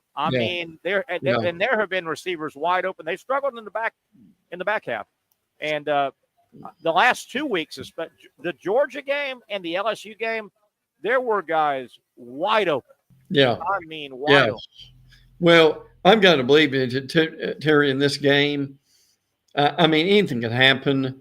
I think Ole Miss probably wins by a couple of touchdowns before it's over. How big this would be if Florida can win it. But if you want to keep the two keys to this game, one is, can Florida block the Ole Miss defensive line? Number two is Florida can't chase points. They can't get behind 10 or 14 to nothing, because I can tell you this: if Georgia couldn't do it, Florida couldn't do it. No, and Florida in recent history, the last 4 or 5 years, I'll go back to LSU. Florida got caught up with some of that LSU offense, and they were chasing points. And last year, I mean, Florida put up like 35. Yeah, well, they were chasing 52. Well, they were. and the previous year I was in the Gainesville game against LSU the year before, I think it was. Same deal. I mean, you don't want to – those high-powered offenses, you don't want to chase points with those guys. No. Let me ask you this, a little bit rhetorical statement question. Can Florida win and or even hang around if they don't get any rushing yardage from Lagway, of which they didn't last week? And it was obviously by design. They told him, do not run. Brent, right? A different view in the press box than the camera view. You can see those inside reads, and you can see there were multiple times LSU was just giving him 20 yards. Sure. Because they were convinced he wasn't. And doesn't Lagway almost have to run a little bit, at least early, to have the threat of that inside handoff pullback? Well, and here's why. It's as much what you want to do is shorten the game against Ole Miss. Sure. And look, if he got, okay, let's just say, Terry, he got 3 first downs. If you get 3 first downs and not even in the same drive, I mean in different drives, if you get 3 first downs, that might allow Florida to hold the ball, 6-7 minutes longer, which would make a humongous difference in the game with Ole Miss. It really would. And a lot of people don't break a game down like you just did, and I think it's very astute. Number one, if you don't go 3 and out, if you get a first down, the chains move. Sure. That's a couple minutes. That's a couple minutes, and it's at least 10 yards of field position. No doubt. And then, hell, the MVP of Florida's team may be their punter. Yeah. And you've gotten a minimum of 10 yards of new field position as well. True. Yeah, 3 and outs against these guys would be devastating.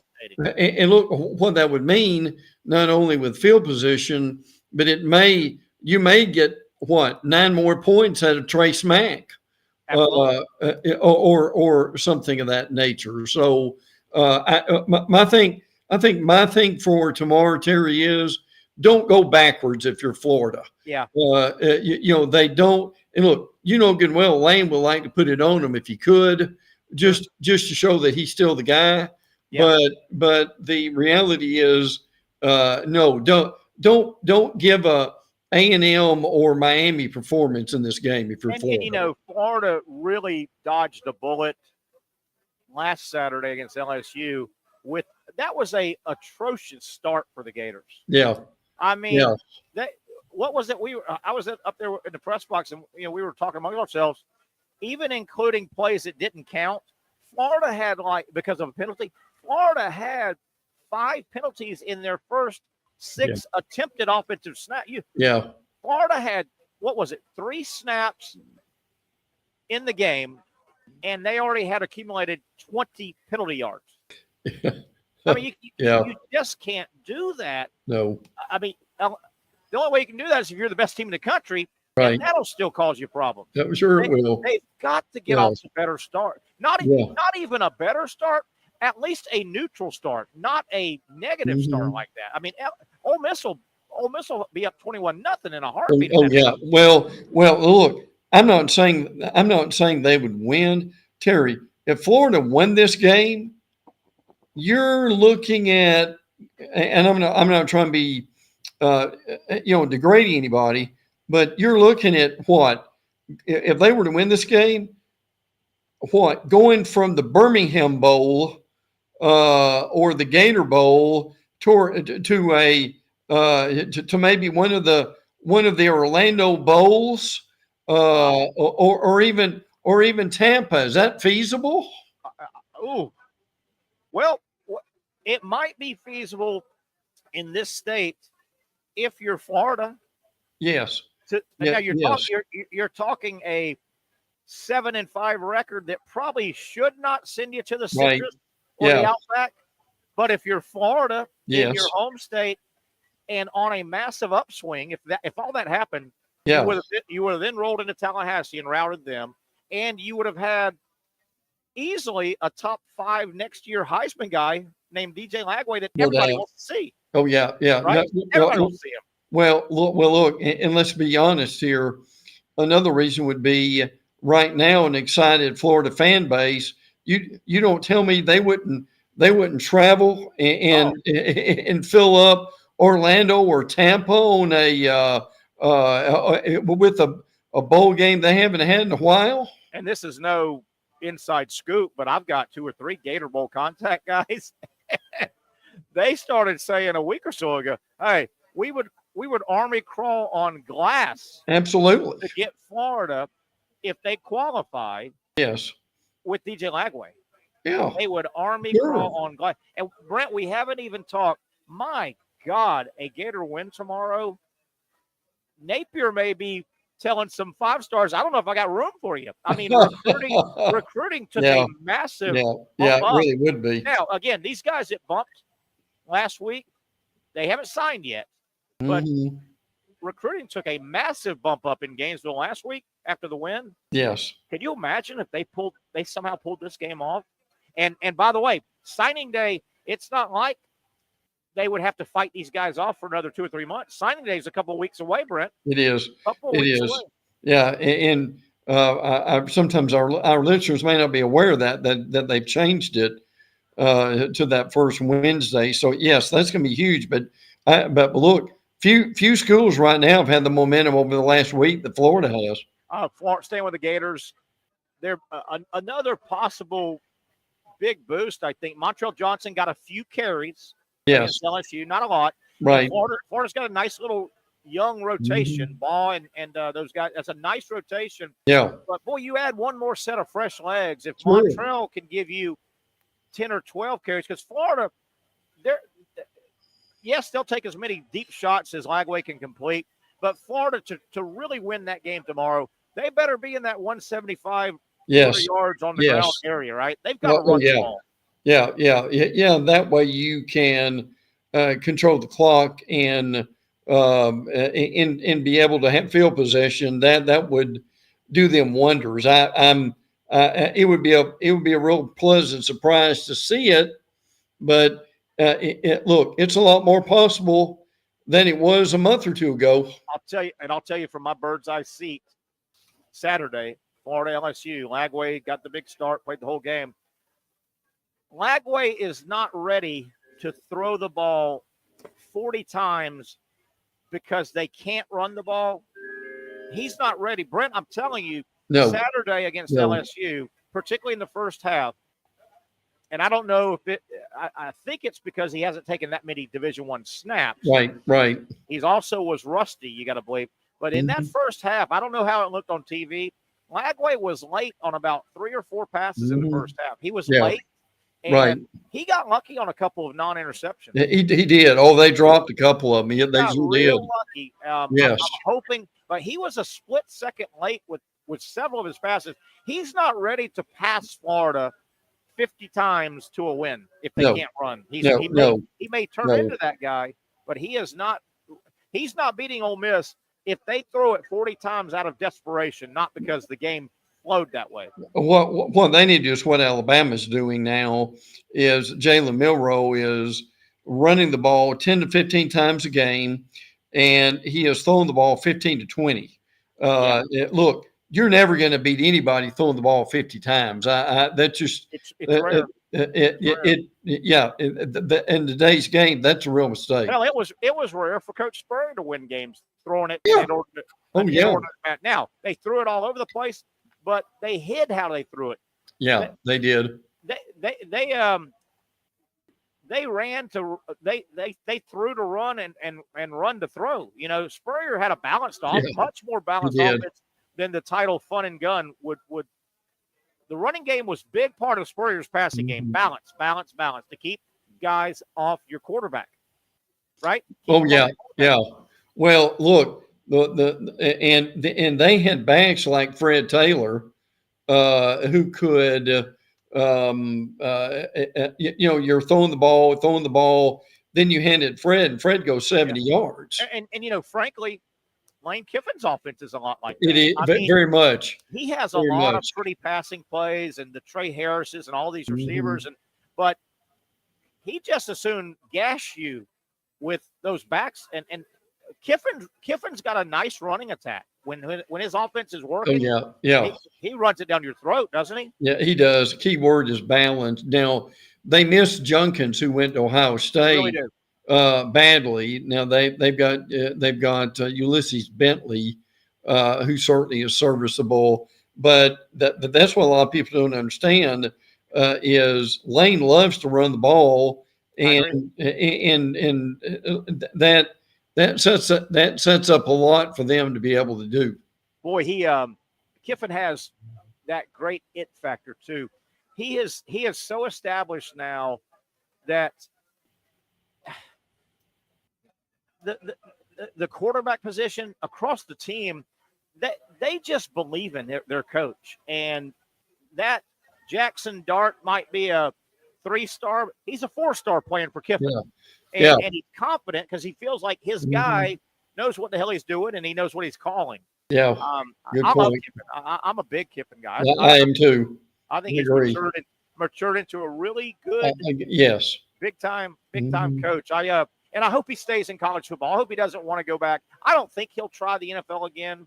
I don't think he's an NFL coach. No, I agree. But I hope we need him in college football. Well, we do.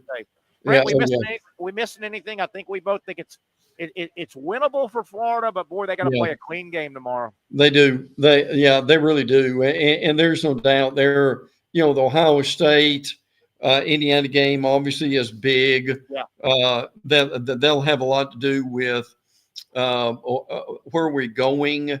And I'm not saying that would kick Indiana off either. I don't think it will, but it would kind of reestablish where they want to be. By the way, tonight, Temple at Texas San Antonio, Purdue at Michigan State, and then your 9 o'clocker, you've got UNLV at San Jose State. Now I wish college football could flex a little bit like the NFL because, man, this time of year, man, what if Colorado, Kansas was tonight? Colorado, any danger in that game? I want to hit 2 more games before we get you out of here. Colorado, Kansas playing better football. They upset last week. Yeah, I heard Mike Huguenin today, who I have a lot of respect for, who is a national writer. He said he thinks Kansas will win that game, which I thought was interesting, frankly. Boy, that would take the air out of Dion's wouldn't it? Fail. And I'll tell you another big game tomorrow is BYU at Arizona State. That's 2 ranked teams. Yeah, people don't realize Arizona State's popped up in the rankings last week. There's no doubt about that. One of the hottest teams, yes. Last game, Brent, we'll take a break and shut this bad boy down.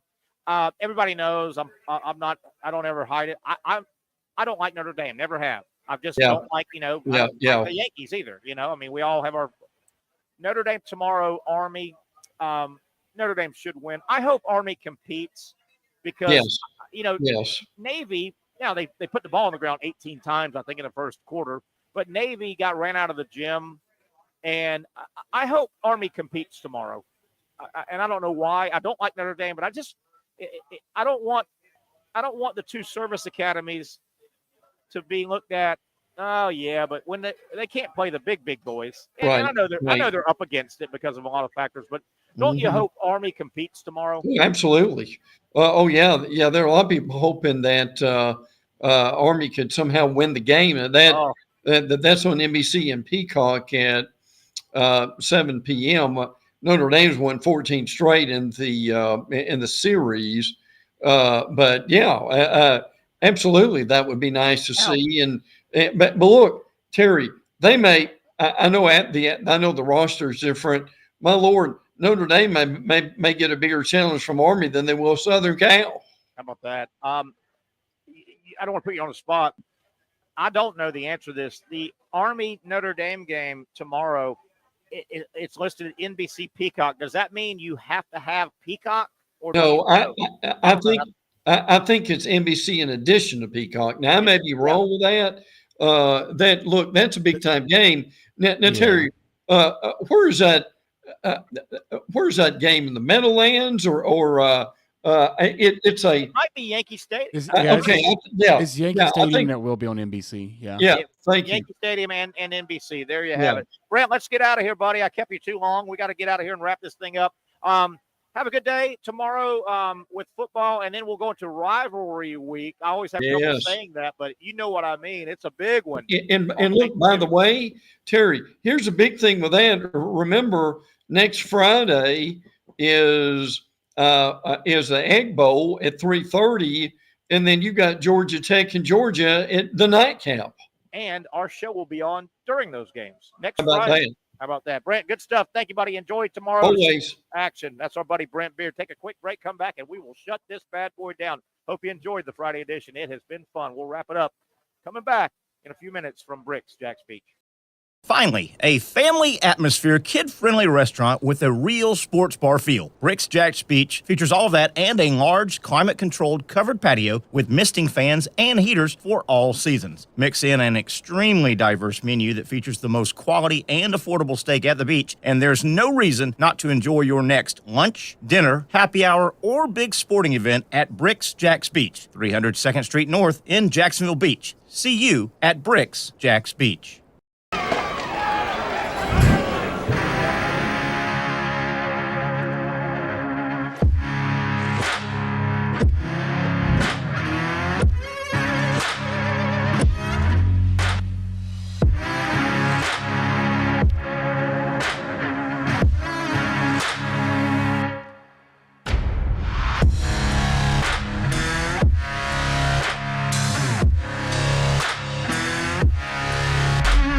For over 20 years, Southeast Orthopedic Specialists has been providing the highest level of orthopedic and spine care to patients throughout Northeast Florida. Now, we're making that same great care even more convenient with Southeast Orthopedic Specialists Direct, a walk-in clinic where you can be seen for pain or injuries with no appointment needed. Staffed by orthopedic physicians and specialists, we offer everything from diagnosis and treatment to imaging and bracing, all with no appointment needed. For more information, hours, and locations, visit our website. You really got to hand it to him. Hold on. The previous play is under further review. I'm not sure what he could review, but okay.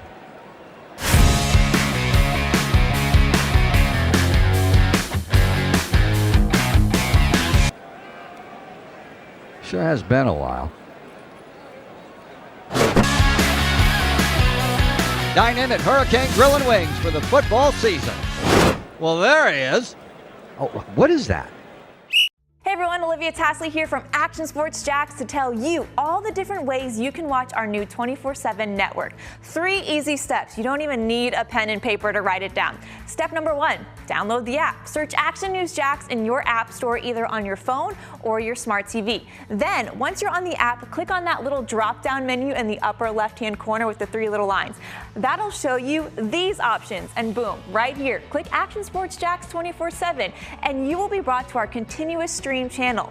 That app can be accessed through all these different platforms. Whether you have Roku, Fire TV, Smart TV, Apple TV, or Google TV, you can find our app. Now, if you don't have access to the app, don't worry, we still got you covered. We're across all social media platforms from Facebook, Instagram, X, YouTube, Twitch. We have a podcast channel. Plus, check out our short reels on our TikTok. Action Sports Jacks 24/7. It's on all the time and everywhere.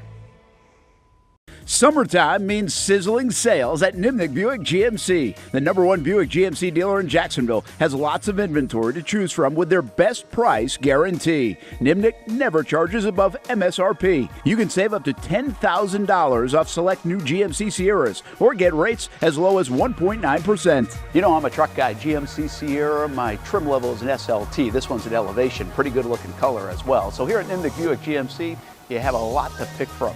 My father-in-law, he drives this, an Enclave, so I feel like that GMC in the family. 2025 is coming around the corner, which means it's almost time to close out those 2024s this summer. You can schedule a test drive at NimnickBuickGMC.com, and while you're there, check your trade value and customize your payment options. Nimnick is there for you, even on Sundays. Visit the showroom on Phillips Highway or shop online at NimnickBuickGMC.com. Nimnick, your friends in the car business since 1941. GMC, we are professional grade.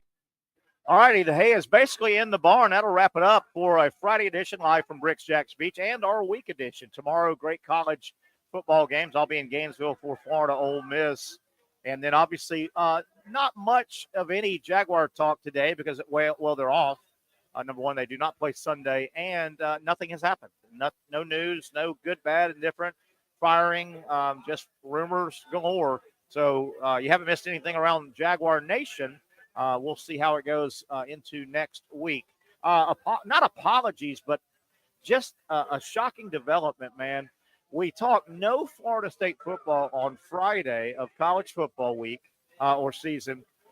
Do you realize Florida State plays tomorrow, a home game at 1:30, for God's sakes? I have no idea where you could watch it at. 1-10 Florida State will host 1-10 Charleston Southern, for God's sakes. Florida State in a combined 2-20 football game. Wow, just a shocking fall for Florida State, and they are losing commitments left and right. That'll wrap it up. Enjoy your college football. Obviously, NFL on Sunday. Not a great NFL weekend, if you ask me on paper, but normally the NFL comes through when you think they won't. That'll do it. I want to thank Brent Beard, of course, Patrick Young, who was on earlier, and our producer, Zach Rothrock. I'm Terry Norvelle, reminding you what a great place to bring a group, watch some sports, have some great times at BRIX Jax Beach. Have a great Friday and a great weekend, everybody.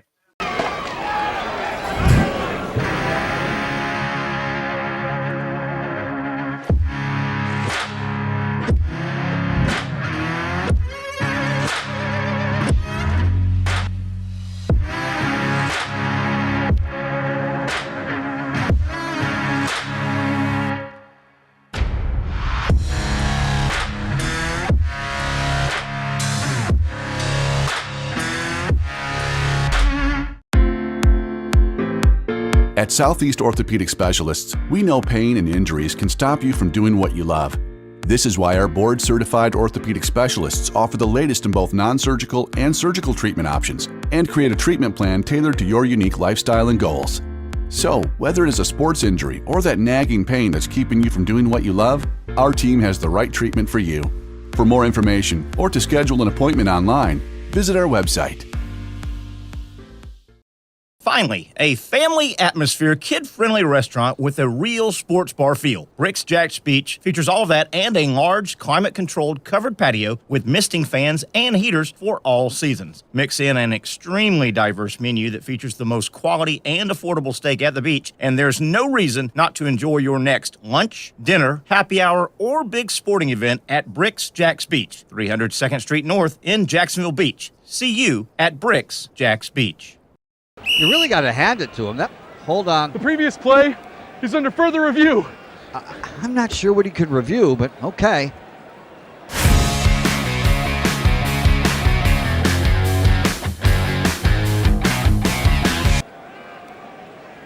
Sure has been a while. Dine in at Hurricane Grill and Wings for the football season. Well, there he is. Oh, what is that? The Action Sports Jax 24/7 network is streaming. I'm Stuart Weber, and I'm here to teach you a nice three-step process on how you can watch all your favorite programming from the Brent and Austin Show every weekday 10 a.m. to 1 p.m. or the Cup Date with me. It's fantastic. We talk NASCAR. It's a great time. Wednesdays at 1 o'clock. All right, first step, easy. Download the Action News Jax app. You probably already have it downloaded on your phone, so you might already have that one taken care of. Step 2, see that stack of pancakes up there?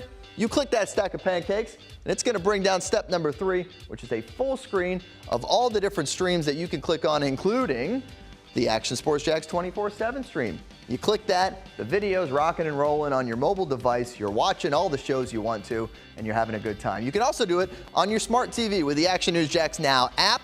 I do it on my Samsung TV at home. It's a great way to watch it on a nice, large screen for all the content. That's the Action Sports Jax 24/7 network. Hope you can find it. You trust CGC to make your water great, and now you can trust CGC with your plumbing needs as well. Fast, convenient scheduling, licensed and insured. A quick call away at 904-552-1242. You never know when you're going to have an issue with a shower, toilet, or maybe it's a sink that sometimes is easy to fix. All right, let's be honest. I'm not fixing anything.